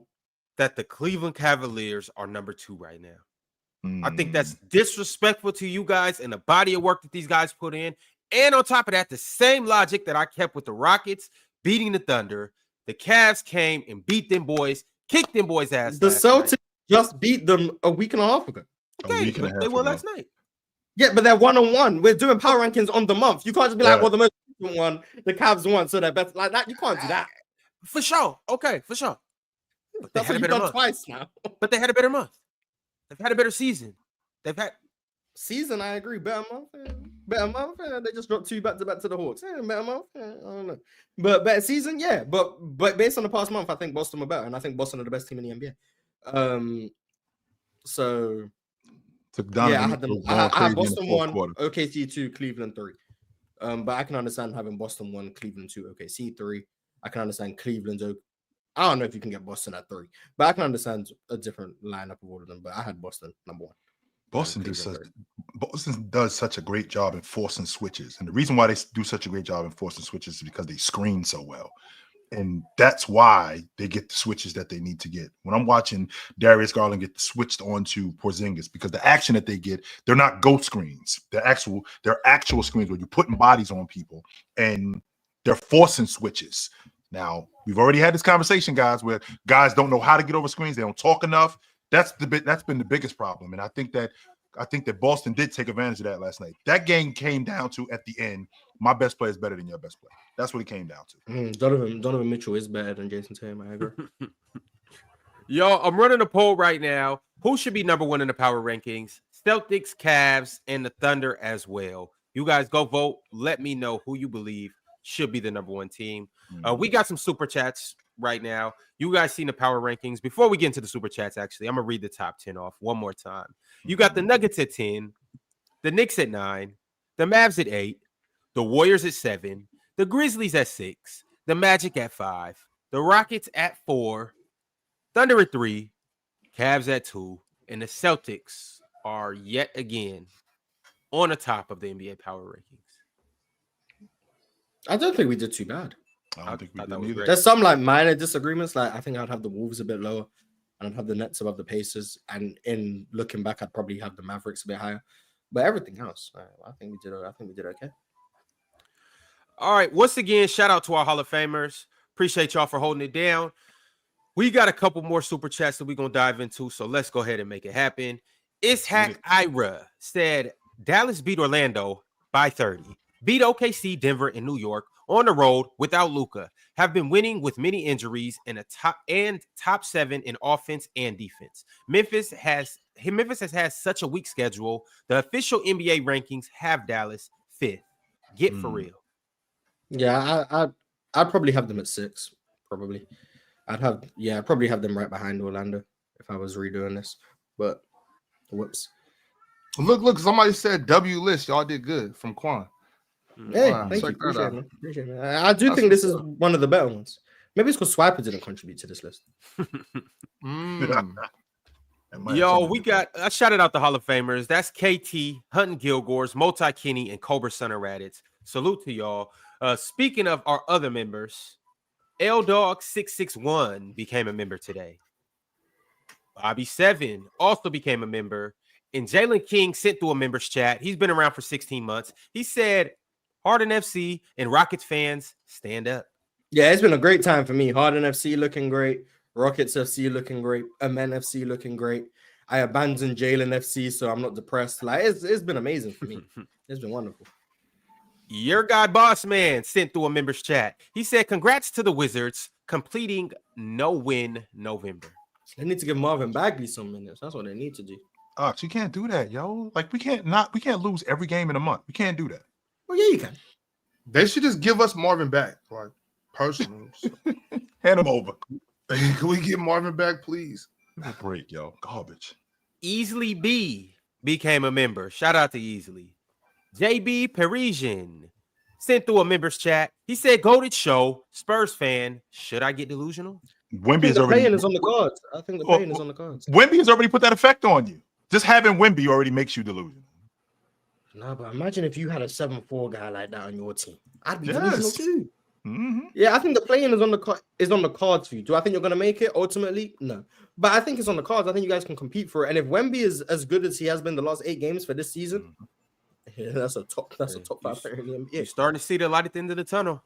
I mean, it's a long ass tunnel, but you starting to see a little, it's not as dark as it once was. No Layers sent through a members chat. He said, put some respect on Harden, the best James in LA. By far the best James in LA. Who's even close? Bronny. Yeah, no, I'll give the edge to James Harden. Too Clutch Corey became a member Merry today. Christmas, Joe. Merry Christmas. All right, Later, chill. fellas. I'll see y'all tomorrow. King J sent through a members chat. He said, been watching this show while I've been going through medical stuff. Shout out to the panel, Dub Ron. Also, Giannis is the MVP. He'd be King second J. on my battle right now. King J, Yeah, man, keep get spitting. well. Yeah, for sure. Get well soon, man. Keep tapping in. We're going to keep giving you the content that you need to get through this difficult moment in your life. Prayers for you, my man. Gandhi KV2 sent through a members chat. He said, Fred Van Fleet, the best Rockets PG since ... James Harden. Aaron Brooks. James Harden. Chris Paul. Patrick Beverly. Kenny the Jet. Rayford Austin. The only Rockets point guard he better than is Kevin Porter Jr. Rayford Austin. Brax the Bandit sent through a members chat. He said, fully is shambles. Heartbreak emoji. Also, Ron's greater than Fab. Well, I mean, they do call me greater than Hostin. Shout out to Fulius, man. Alex H became a member today. Shout out to Alex. And then Drink More Water sent through a members chat. He said, question about this college shooters or about the college shooters. I remember Ron saying Reed Shepherd is already a top 10 to 15 shooter before the season. Why do these college shooters struggle? Reed, Hawkins, Smith, and many more. What Smith is he talking about? Yeah, I don't know. If he's talking about Tyler Smith was in the G League. So he's not a college shooter. But I think, Ron was just wrong about Reed Shepherd. But I think some of it is they don't get the same things drawn up for them in the NBA as they do in the pros. As they did in college because of where they land on scouting reports, where they land on like the hierarchy of the team. Some of it is just being able to shoot over the better athletes. You're not as open as you once were. And also the line is further away. So there's that. Yeah, the line is a lot to it too. Like, I mean, don't forget, Mars, it's a shorter shot clock, so they're shooting more grenades. You know what I'm saying? The ball is different. You know what I mean? You got to get used to the ball too sometimes. It's a lot to it. And to quote Kobe, yeah, some of it's more accidental basketball in the NBA. So in college, you probably knew where your shots were coming from. You knew when a play was drawn up for you. Some in the NBA, it might just be a swing where you might not have been expecting a shot on that possession, but you ended up getting it because they closed out to someone else and now it's on you. So just in terms of rhythm and stuff, it might be different. Then your minutes are less consistent, so getting into a rhythm is harder. I think there's a bunch of reasons why some shooters struggle in the NBA. Yeah, that minutes thing is the biggest thing with me is just the rhythm. Like, Jabari Smith. Jabari just sucks. Okay. Jabari just sucks. But yeah, if you go from playing as a number one option, if you go from playing 30 minutes on a college night, any given night, and getting up the majority of shots to now you're a role player playing 10 minutes off the bench, obviously you're not going to have the same rhythm. You're not going to get this. You don't have the same green light. You're not going to get as many shots. So would Reed do what Jared McCain did if he was in Philly? I think so, yeah. Okay. I disagree, but okay. I think he could do that with y'all. If y'all, well, I mean, we got to use the Philly situation. He's not strong enough. I think that's the biggest. Offensively, physically, I just don't think he's strong enough. Like I feel like Jared McCain, what made him so successful is that he's strong enough that with his base and his lower core that he's able to hold off defenders and get to where he wants on the floor. Reed Shepherd, I don't think he has that capability, even though I think he's probably the more talented player. I just think. How do you think he got so strong? You think Reed would get stronger if he did more Zumba and stuff like that? I don't know. I think Jared McCain is just when you get to doing these dances and stuff like that, that's working out. Yeah, I mean, I'm not gonna lie. Dancing good for you.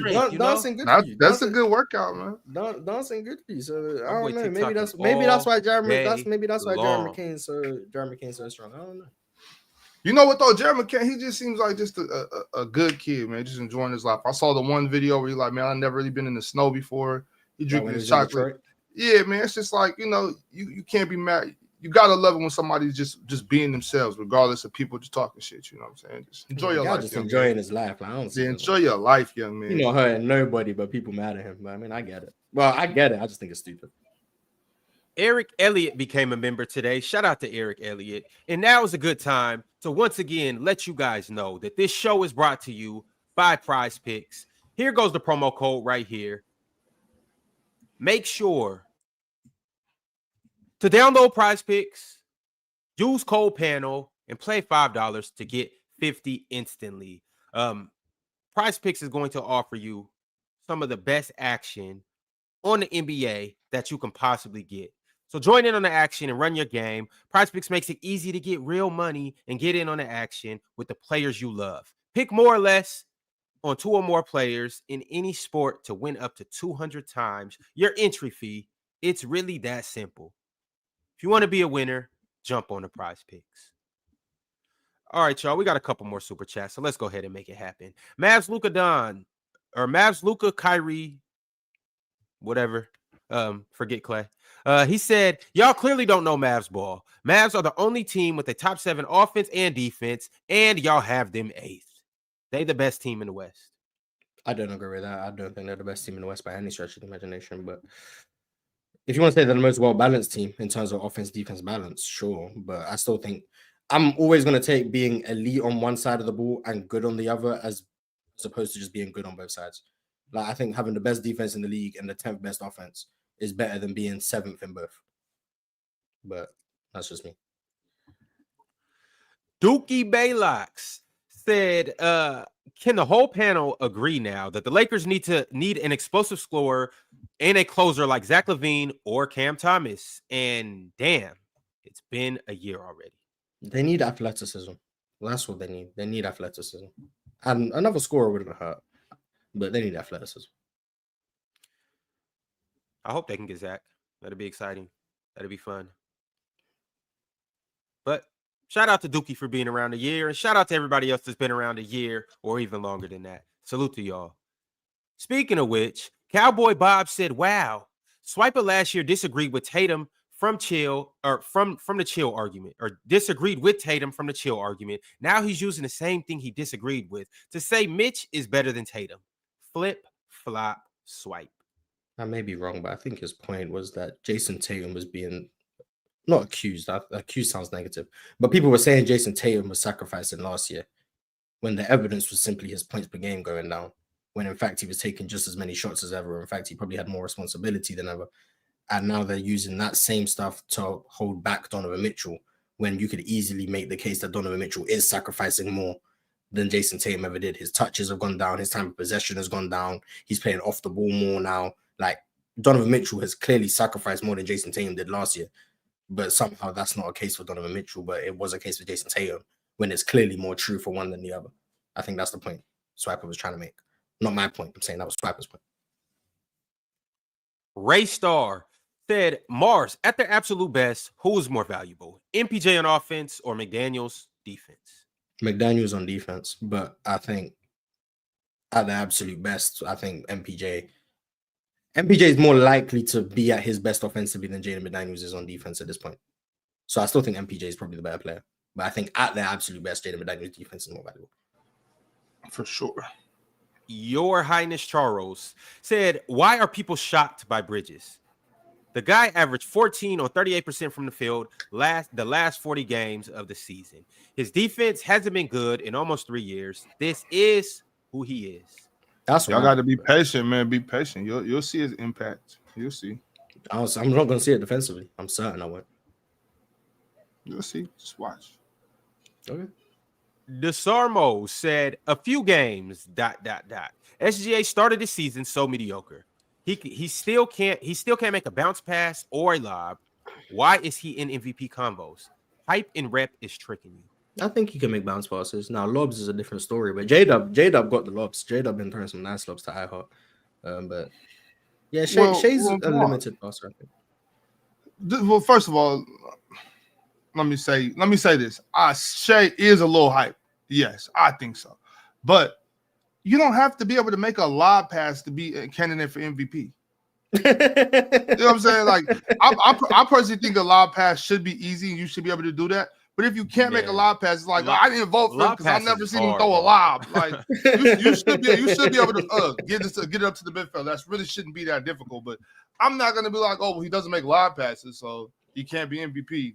If that's the problem, that's what's bugging you, bro. You gotta come on, man. Like I think throwing lobs is pretty difficult. I always have, but I don't think it's difficult when you have somebody like Chet. When you have somebody like the two guys that Luka got. Like those guys is easy. You just throw it up there and they go get it. But other lobs, which guys that aren't as bouncy, it gets a little trickier or aren't as big, really. Brax the Bandit said SBCT fun teams. Y'all know Start what bench cut SBCT? trade. Start bench cut trade. Fun teams. 23 Grizzlies, 23 Kings, 24 Wolves, 25 Hornets so far. Hold on, I just don't like the way that sounds. What's mean fun teams? Wasn't nothing fun about us. We was playing basketball. I just don't like the way you put that, Brax. The most entertaining teams to watch there, I think the Kings were the most entertaining, then the Wolves, then the Grizzlies, then the Hornets. That's right. Fun team. Don't ever put us in no goofy.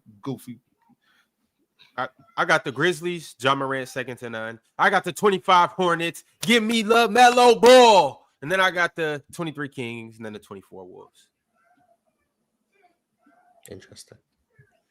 Pimp named Slickback said the Wolves are the first victims of this new CBA. Y'all can thank Grant Fatboy Williams and CJ McCornball for this awful CBA that employs a hard cap. Yeah, not a fan of the hard cap that the CBA forces upon teams, but you ain't have to do my man CJ like that. Adrian Mass said the Bulls desperately need to be a bottom. Bulls desperately need to be a bottom six trade. Everyone. Bottom six. Trade everyone and get a new GM in here. We are stuck in the middle. Plus, need picks. Stop going to games at the UFC? United Center. United Center. Oh, because the Bulls play the okay. Right. Oh, you go to some games. They're gonna make some trades. Zach LaVine, Vucevic gonna be gone soon. Lonzo gonna be gone. I'm here for the Lonzo LaMelo duo. I'm waiting on it. Get Jello in there. That's gonna be sell out the arena. Lonzo, LaMelo, and Jello on the court. That's what we're here for. All right. King J said, been watching this show a while, or been watching this show while I've been going through medical stuff. Shout out to the panel. Dub Ron. Also, Jokic is crazy and Giannis is the GOAT. Best in the world. He sent 2 super chats. Shout out King J, man. Appreciate you for sending. Yeah, Giannis is the best in the world. I agree with that. Facts. Knicks in 6 said, also chill, watch yourself. Might have to send some goons after you. Don't disrespect the Knicks. We are sending your pretty boy with the S curl home early this year. Is that Tatum? Yeah. Knicks in 6 also said, weekend proved a lot. 1, Bridges is back and we are good. 2, Cat is going to feast on the Celtics. 3, y'all laughed too early. The Knicks can win this ring. Nobody laughed. Bridges I is got back. the Knicks. Bridges is back. Yeah. Okay. I got the Knicks winning the East. Man, I told you I'm not budging. K Spiffy said, give a first team all 99 speed. Oh, so the fastest players. Yeah. De'Aaron, Amen Thompson. Are we doing position or just the 5 fastest players? Because that was probably going to be point guards. De'Aaron, Ja Morant, Amen Thompson.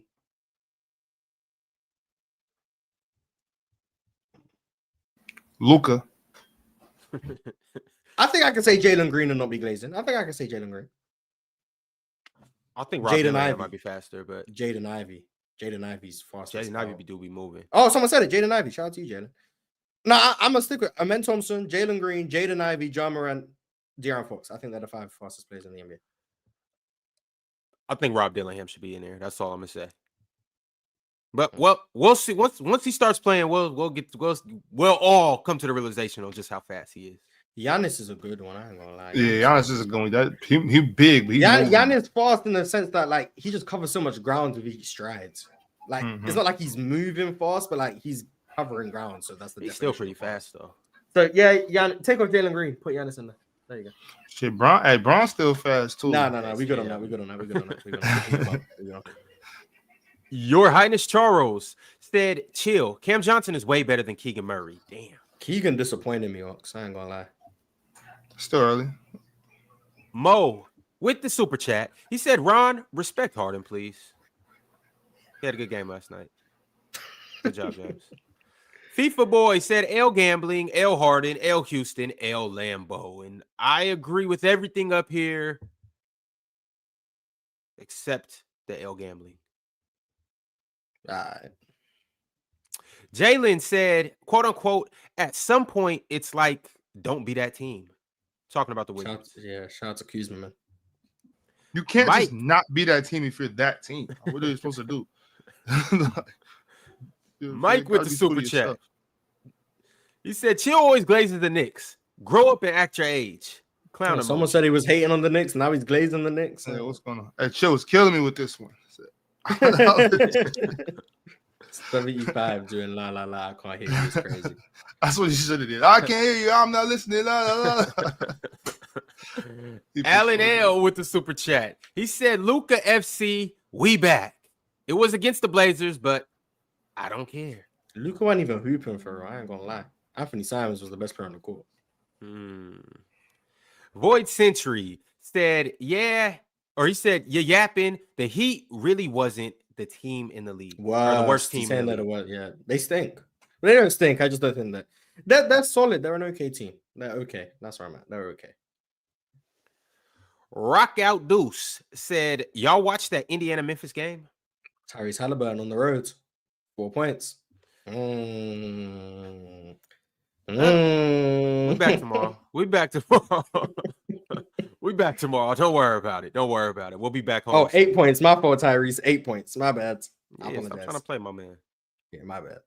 Void Century said, wasn't it Westbrook and Harden or Harden and CP3? Oh my God, Westbrook. Yeah, Westbrook's better than Fred too. Yeah, right, every Rockets point guard other than Kevin Porter Jr. better than Fred. Was they talking about the assist thing? The double, what duo? I think that was about the duo. No, Harden averaged yeah, 7 that and Russ was. averaged like 7. That's 14. So no. And 2018, I want to say it was 7 and 7 again. It would have to be someone who averaged a crazy amount of assists and then just someone who averaged like 3. That's how it would have to be. It wouldn't be 2 guys averaging like 9 each, unless it was Magic and Norm Nixon. But I don't think they did it. All right. Keeping it lit. Pip named Slickback said it's Stockton and Malone in 89-90 season, 17.7. Yeah, because Stockton averaged 14 and a half. Shout out Karl Malone. Mo with the super chat. He said, go blue, bum ass Ohio State. Go blue. Can't believe Ohio State got popped. Breezy sent through the super chat. He said Murray for $25 million a year, Anthony Simons, so Denver can add depth. Huh? I didn't get that either. But Murray for Simons. Make it happen. Oh, what part is that? Okay, no mind. Your Highness Charles said, hey, chill. Who's first place in the NFC West? I should have pressed him. What you mean, who is it? Who you think it is? Seattle. We run the hey, just remember everybody out there. The Seahawks. I was trying to remember what they were NFC called. West. I was trying to remember what they were called. Yeah. Mars Day they squeaked by the weak ass Jets yesterday. It was pitiful. A win is a win. Sometimes you got to make it entertaining for the fans. Philo Red said Bucks schedule beating up on lottery teams. You gotta beat them teams that early on in the season the Bucks are losing to them teams. You gotta beat who's in front of you. LaFlame said fake Cavs wins. We walk into the finals. Dub Harden FC. Dub Harden FC indeed. Ad said if Giannis was Yanovich, he'd be getting more MVP hype. That says Ganokic, but I mean, I guess. Or Yanokic. But yeah, I agree. If he was Yanokic, he'd get more hype. Yeah, if he was Yanokic, he'd get more hype for sure. Definitely Rock Out Deuce said this fool Ox always hating on Memphis. So if I switch Memphis with Houston, would I be hating on Houston then? So any At team 10? I had at 10. Yeah, I'm just put at 10. I'm just saying, so any team I had at 10 I'm hating on. Nah, you could have put the Magic at 10. No, hell no. What? See, because it would be hating, isn't it? Exactly. There you Magic, go. See? Magic way better than Memphis. It's not hate. Just maybe you know what? Maybe I'm dumb. Did you ever think about that? Maybe I'm like maybe I'm not hating. Maybe I'm just dumb. Did you? All right, a couple more super chats. Pimp named Slickback said Tyrese Halliburton been in the snow too much. It's an amazing place to be. I like that kid's style, man. I need to get in the snow too. Alan L said Luka throws lobs to Dwight Powell too. That's why we the GOAT. I mean, rookie Luka wasn't throwing lobs to DeAndre Jordan, so he's come a long way. I remember rookie Luka. So, yeah, shout out to Luka, man. Improvements. All right, y'all. We will be back tomorrow. Until then, go to PrizePicks, use the code panel, and tomorrow we'll be back to talk about the in-season tournament and all the other good things going on. Merry Christmas. Thanks.